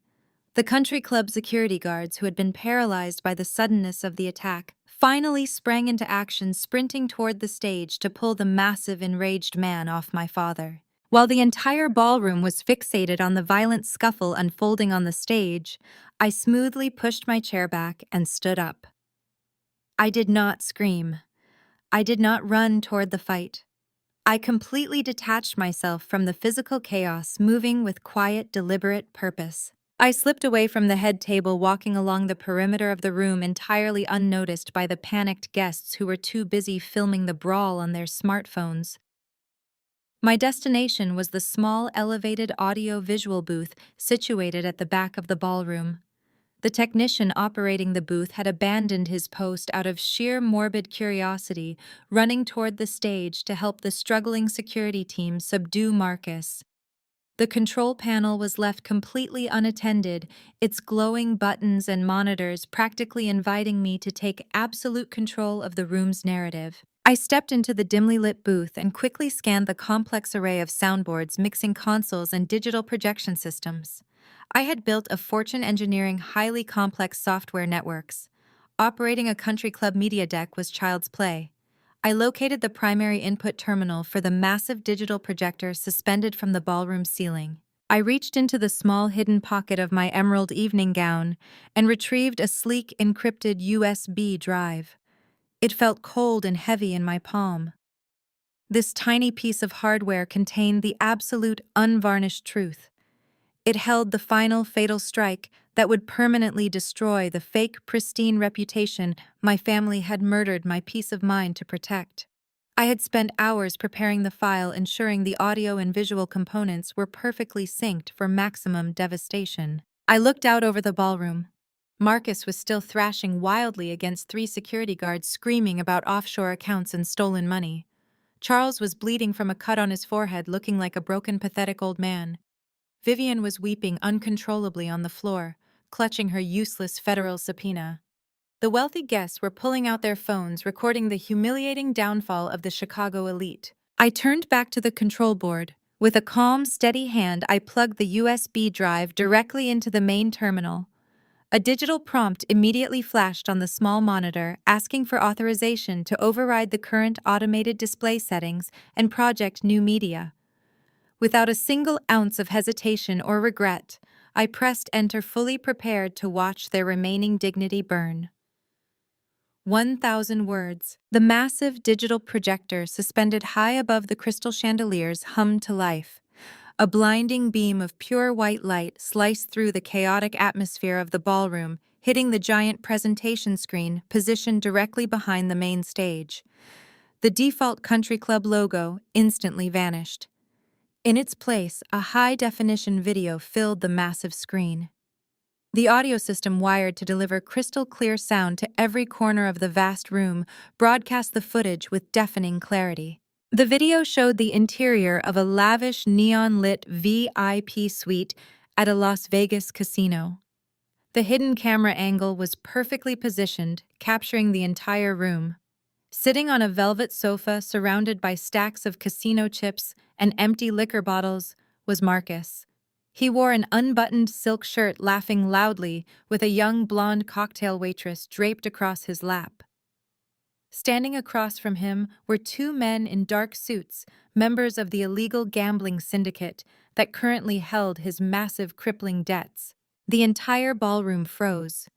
The fighting on the stage stopped abruptly. The security guards loosened their grips just enough to turn their heads toward the colossal screen. Marcus, gasping for air with a bleeding lip, slowly lifted his gaze. His eyes widened in absolute terror as he recognized the room, the men, and the exact conversation playing out above him. "Do not worry about the 3 million, the digital version of Marcus bragged, his voice echoing off the ballroom walls with sickening arrogance. "The funds are practically secured. I am telling you, my wife's family is a gold mine of absolute delusion." One of the syndicate men off-camera asked how he planned to get the money past federal regulators. Digital Marcus laughed, taking a long sip of his drink and kissing the waitress on the cheek. "I do not have to do anything," Marcus boasted, leaning back confidently. "I have my stupid gold-digging white in-laws doing all the dirty work for me." Charles and Vivian are so desperate to look wealthy to their country club friends that they will sign whatever I put in front of them. They think I am some Wall Street genius. In reality, they are liquidating their own daughter's $4 million penthouse just to keep me happy. The second that real estate money hits the escrow account, I am bouncing it through 3 different shell companies and wiring it straight to your syndicate. The feds will never see it coming, and those old fools will take the fall if anything goes wrong. The cocktail waitress giggled on screen. "What about your wife?" she asked. Marcus scoffed, waving his hand dismissively. "Penelope is an idiot. She thinks I am out here grinding for our future baby. I am just keeping her around until the inheritance money runs dry. Once I clear this debt with you guys, I am taking my cut, leaving the country and letting that entire pathetic family burn to the ground." The video looped back to the beginning, but I hit a button on the console to freeze the frame on Marcus's laughing, arrogant face. The silence that engulfed the Oakmont Country Club was absolute and chilling. The wealthy elites, the banking executives, the politicians, and the socialites did not just whisper. They physically recoiled in disgust. Women covered their mouths in horror. Men shook their heads, looking at Charles and Vivian not with pity, but with profound, irreversible contempt. My parents had not just been outsmarted. They had been exposed as desperate, bigoted, easily manipulated fools who gladly sold out their own flesh and blood to a man who openly despised them. On the stage, the reality of the broadcast struck like a physical blow. Penelope let out a single piercing scream of pure agony before collapsing, completely curling into a tight, trembling ball of sheer devastation. The illusion of her perfect life was not just broken, it was atomized in front of her entire social circle. Marcus realized the magnitude of his exposure. The illegal gambling syndicate was now a matter of public record. His wire fraud was broadcast to a room full of people holding smartphones.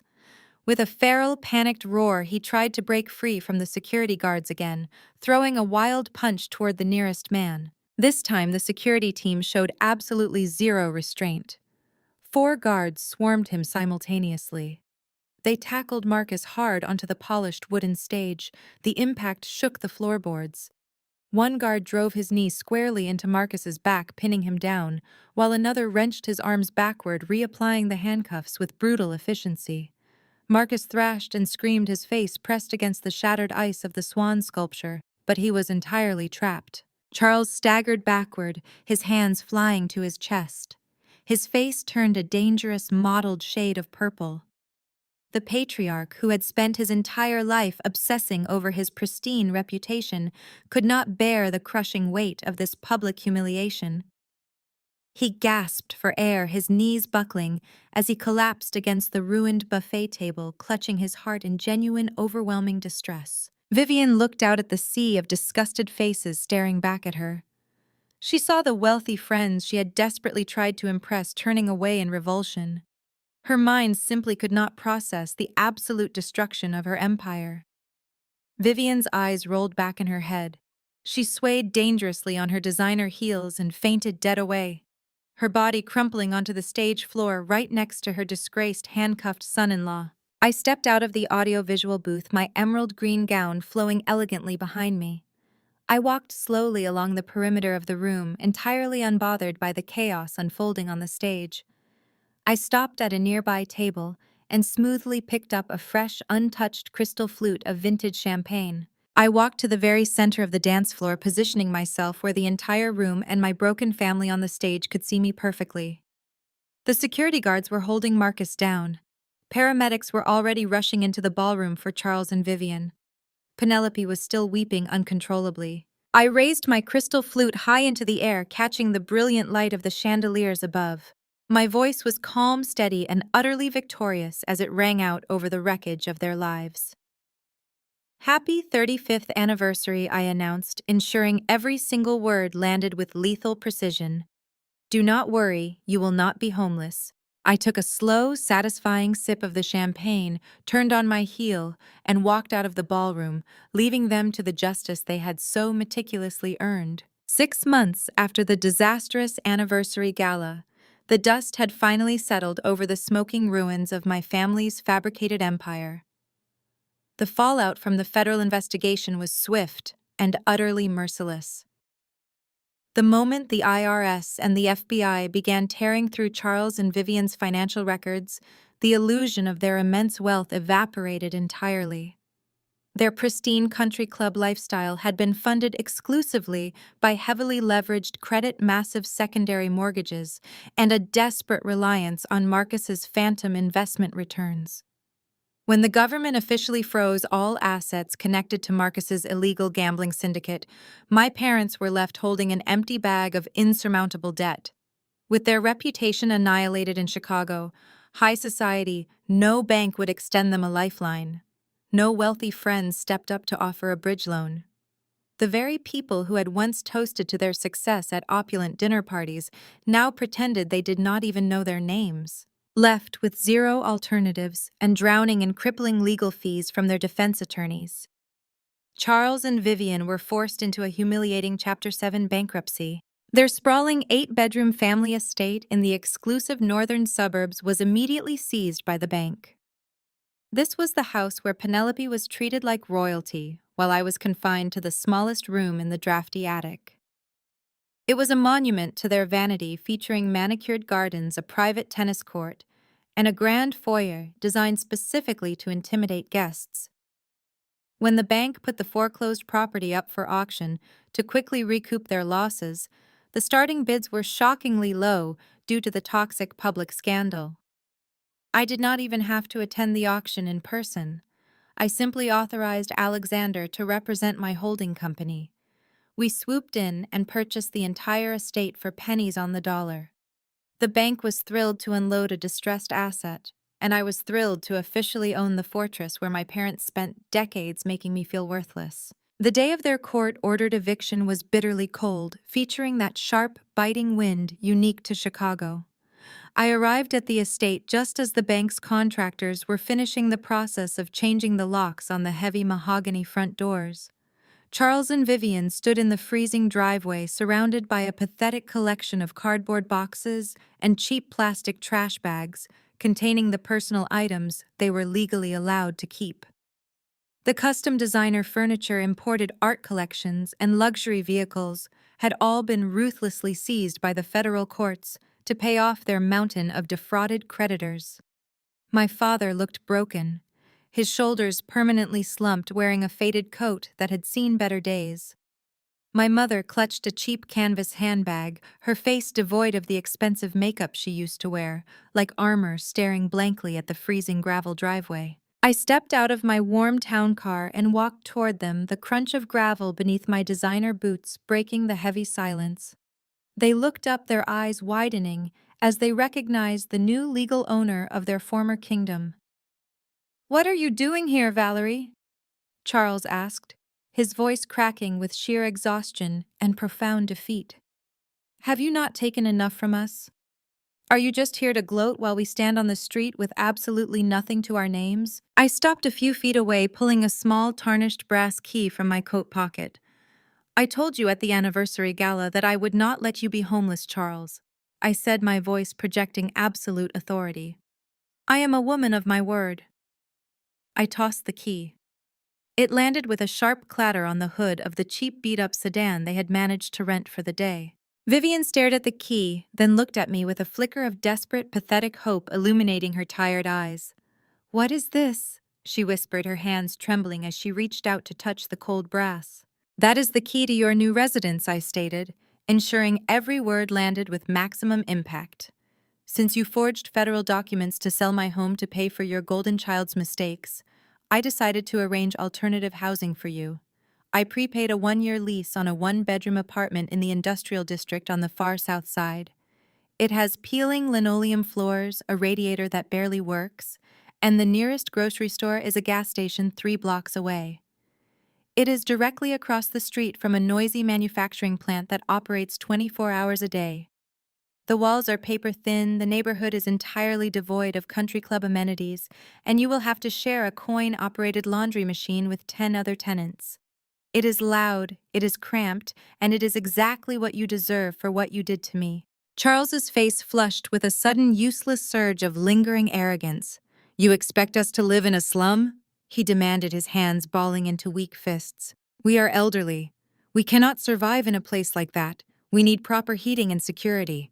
You survived just fine when you decided to illegally sell my $4 million penthouse and leave me with nothing. I replied, my gaze hardening into absolute ice. You survived perfectly well when you stole my financial identity to fund Penelope's lavish European vacations while I starved. You survived while trying to send your own daughter into financial ruin. You can survive a 1-bedroom apartment with a leaky faucet and a noisy street. I walked back to my waiting car. The driver opened the heavy door for me. I paused and looked back at the 2 shivering, broken people standing in the driveway of the massive estate I now owned outright. Enjoy it, I said smoothly, stepping into the heated leather interior of my vehicle. I hear the public bus schedule is very reliable this time of year. Do not miss your ride. 2 weeks after I left my parents shivering in the driveway of the estate I now owned, the final gavel fell on Marcus. I took the morning off from my firm to sit in the gallery of the federal courthouse in downtown Chicago. I wanted a front row seat to the absolute conclusion of his fraudulent existence. Marcus was led into the courtroom, wearing a shapeless orange jumpsuit that swallowed his previously imposing frame. The custom-tailored suits and flashy gold watches were entirely gone. His wrists and ankles were bound by heavy steel chains that clanked loudly against the polished wooden floorboards with every shuffling step he took. He looked hollow, aged by at least 20 years, during his brief stint in county lockup while awaiting trial. The federal judge, a stern man with zero tolerance for white-collar criminals, read the comprehensive list of charges aloud. Wire fraud, grand larceny, identity theft, and conspiracy to launder millions of dollars for an organized illegal gambling syndicate. Because my parents had turned state's evidence and handed over the physical ledgers, the prosecution's case was absolutely impenetrable. Marcus did not even bother fighting it in front of a jury. He had taken a plea deal hoping for leniency, but the judge was merciless. Pointing out the severe betrayal of familial trust and the sheer brazenness of attempting to steal and launder a $4 million property, the judge handed down a staggering sentence. Marcus was sentenced to 15 years in a maximum security federal penitentiary without the possibility of early parole. He was also ordered to pay massive financial restitution that guaranteed he would be utterly destitute for the rest of his natural life. Marcus did not turn around to look at the gallery. He simply hung his head as the federal marshals grabbed him by the arms and dragged him out of the courtroom through the heavy side door. The man who had mocked me and called me a homeless person was now officially property of the federal prison system. With Marcus securely locked in a federal cell and my parents banished to their squalid industrial apartment, The golden child of the family was finally forced to face the real world completely unprotected. Penelope had given birth to her baby just weeks after the anniversary gala disaster. The luxurious private hospital suite and the team of elite pediatricians she had constantly bragged about securing were completely gone. Instead, she had delivered her child in an underfunded county hospital on Medicaid. The wealthy friends who used to attend her lavish luncheons had blocked her number the second the federal indictments hit the local news. The country club elites abandoned her with breathtaking speed. Stripped of her stolen wealth and her enabling parents, Penelope was abruptly introduced to the brutal, unforgiving reality of living paycheck to paycheck. The woman who once spent thousands of dollars on European vacations and designer handbags was now a single mother living in a cramped, drafty studio apartment located above a noisy bowling alley.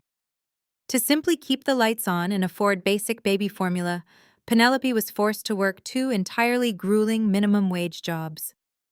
She spent her days standing behind the greasy counter of a fast food franchise, wearing a scratchy polyester uniform and a mandatory plastic visor, taking orders from the exact type of working-class people she used to openly mock. At night, while a cheap babysitter watched her infant, she scrubbed floors and cleaned toilets in a commercial office building. The sheer physical exhaustion stripped away her manufactured beauty. Her perfectly highlighted hair grew out in uneven, jagged roots. The expensive manicures were replaced by chipped calloused nails and severe chemical burns from industrial cleaning supplies. She had spent her entire 30 years acting like she was superior to everyone else, utterly convinced that she was royalty. Now she was learning the harsh lesson that survival requires actual labor, not just entitlement. Despite the absolute destruction she brought upon herself, Penelope still harbored a tiny delusional spark of hope that the family bond she had so casually weaponized against me could be used to save her. 3 months into her miserable new life, my executive assistant walked into my sleek corner office and handed me a crumpled, water-stained envelope. The return address belonged to Penelope's dingy studio apartment. I used a silver letter opener to slice through the cheap paper. Inside was a desperate handwritten letter spanning 4 pages. The handwriting was erratic, smeared with actual teardrops. Penelope begged me for forgiveness. She wrote extensively about how her feet bled after 12-hour shifts, how the heating in her apartment was broken, and how she was completely terrified of failing as a mother. She pleaded for a monthly stipend, claiming that since I was so wealthy, I could easily afford to support my only niece. She invoked the concept of sisterhood, desperately trying to pull at my heartstrings. I read the entire letter with a perfectly calm, unbothered expression. I did not feel a single ounce of guilt. I walked over to my heavy mahogany desk, sat down in my leather chair, and pulled out a single sheet of heavy monogrammed corporate stationery. I did not write a long, emotional response. I did not offer forgiveness or demand further apologies. I simply typed 2 brief, razor-sharp sentences. I printed the letter, signed my name with a fountain pen, and mailed it back to her the very same afternoon. The letter I sent simply read, "I am not a bank, and you are no longer my sister. If you are struggling to provide basic necessities for your child, I highly recommend calling the number below."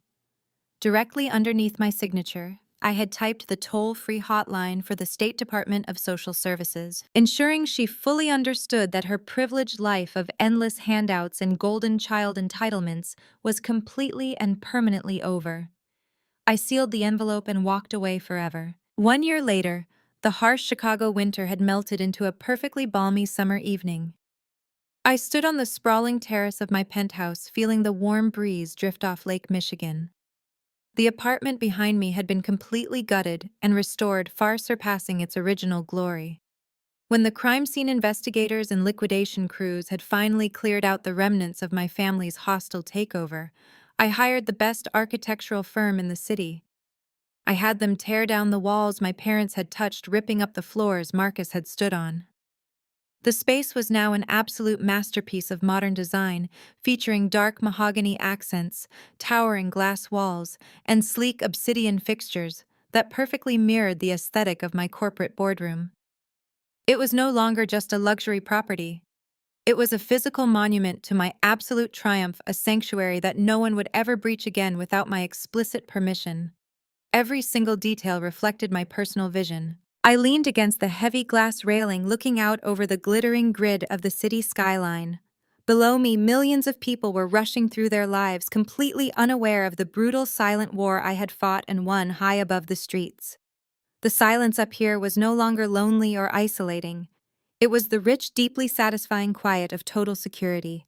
I had reclaimed my fortress. Inside the massive living room, a different kind of celebration was unfolding. There were no cheap plastic tables, no spilled champagne, and absolutely no parasites demanding my gratitude. Instead, the room hummed with the warm, genuine laughter of my executive team. Alexander, my brilliant corporate attorney, was pouring a glass of vintage red wine for Davis, my head of security, who looked surprisingly relaxed out of his usual uniform. My lead software developers were clustered around the custom marble island, enthusiastically debating the mechanics of our latest European acquisition. This was my chosen family. These were the people who had stood shoulder to shoulder with me when the biological family I was born into tried to burn my life to the ground. They did not expect handouts or unearned luxury. They respected my boundaries, they valued my leadership, and they matched my relentless work ethic every single day. I watched them through the floor-to-ceiling glass doors, feeling a profound surge of gratitude. I had spent 34 years desperately trying to mold myself into a shape my parents could love completely, ignoring the fact that true loyalty is built through mutual respect, not genetic obligation.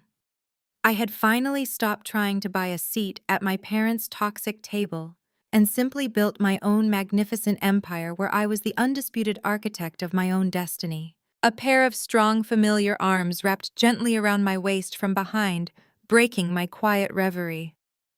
I leaned back into the solid, comforting presence of Julian.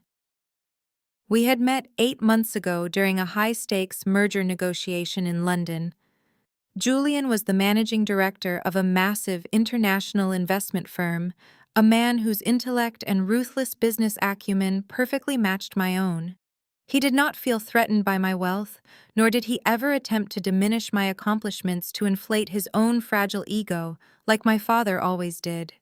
He was not intimidated by my massive corporate empire, or the cold, calculating way I had dismantled my family. In fact, that was exactly what drew him to me. Julian valued my brilliant mind above everything else. He kissed the side of my neck softly, stepping up to stand beside me at the glass railing. He handed me a crystal flute filled with perfectly chilled champagne.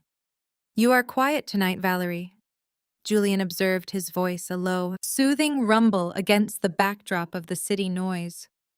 "Are you thinking about the quarterly projections again?" I smiled, accepting the glass and resting my head against his shoulder. "No," I replied smoothly. "For the first time in my life, I am not calculating my next defensive move. I am just enjoying the view."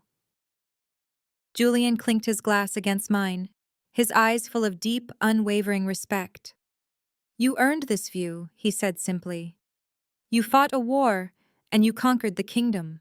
Just as the crystal glasses chimed together, a sharp buzz vibrated against my hip. I reached into the pocket of my emerald silk trousers and pulled out my personal cell phone. The screen illuminated the dark terrace, displaying a highly unexpected notification.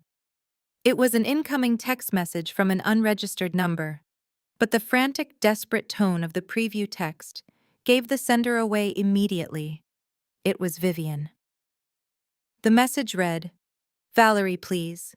Your father is sick. We have no heat in this terrible apartment. I know we made mistakes, but I am begging you to meet with me. I am still your mother." I stared at the glowing screen, reading the pathetic, manipulative words of the woman who had happily tried to leave me with absolutely nothing. I felt no pity. I felt no residual guilt. The emotional hooks she had spent decades sinking into my skin had been completely and permanently removed. I did not type a response to her hollow apologies. I did not waste my precious time reading the rest of her miserable excuses. I did not demand an apology or offer a single dime of my vast fortune. With a perfectly steady hand, I tapped the screen, selected the contact options, and pressed the bold red button labeled Block. The notification vanished instantly, plunging the screen back into darkness. I slipped the phone back into my pocket, turning my attention away from the past and back toward the brilliant glowing expanse of the Chicago skyline. I took a slow, deeply satisfying sip of my champagne, breathing in the cool night air. I was finally free from their toxicity, entirely untouchable in my beautiful fortress, and standing exactly where I truly belonged for all of time. As an AI analyzing Valerie's journey, the most profound lesson is that loyalty should never be a blank check for exploitation. True family is defined by mutual respect, not shared genetics.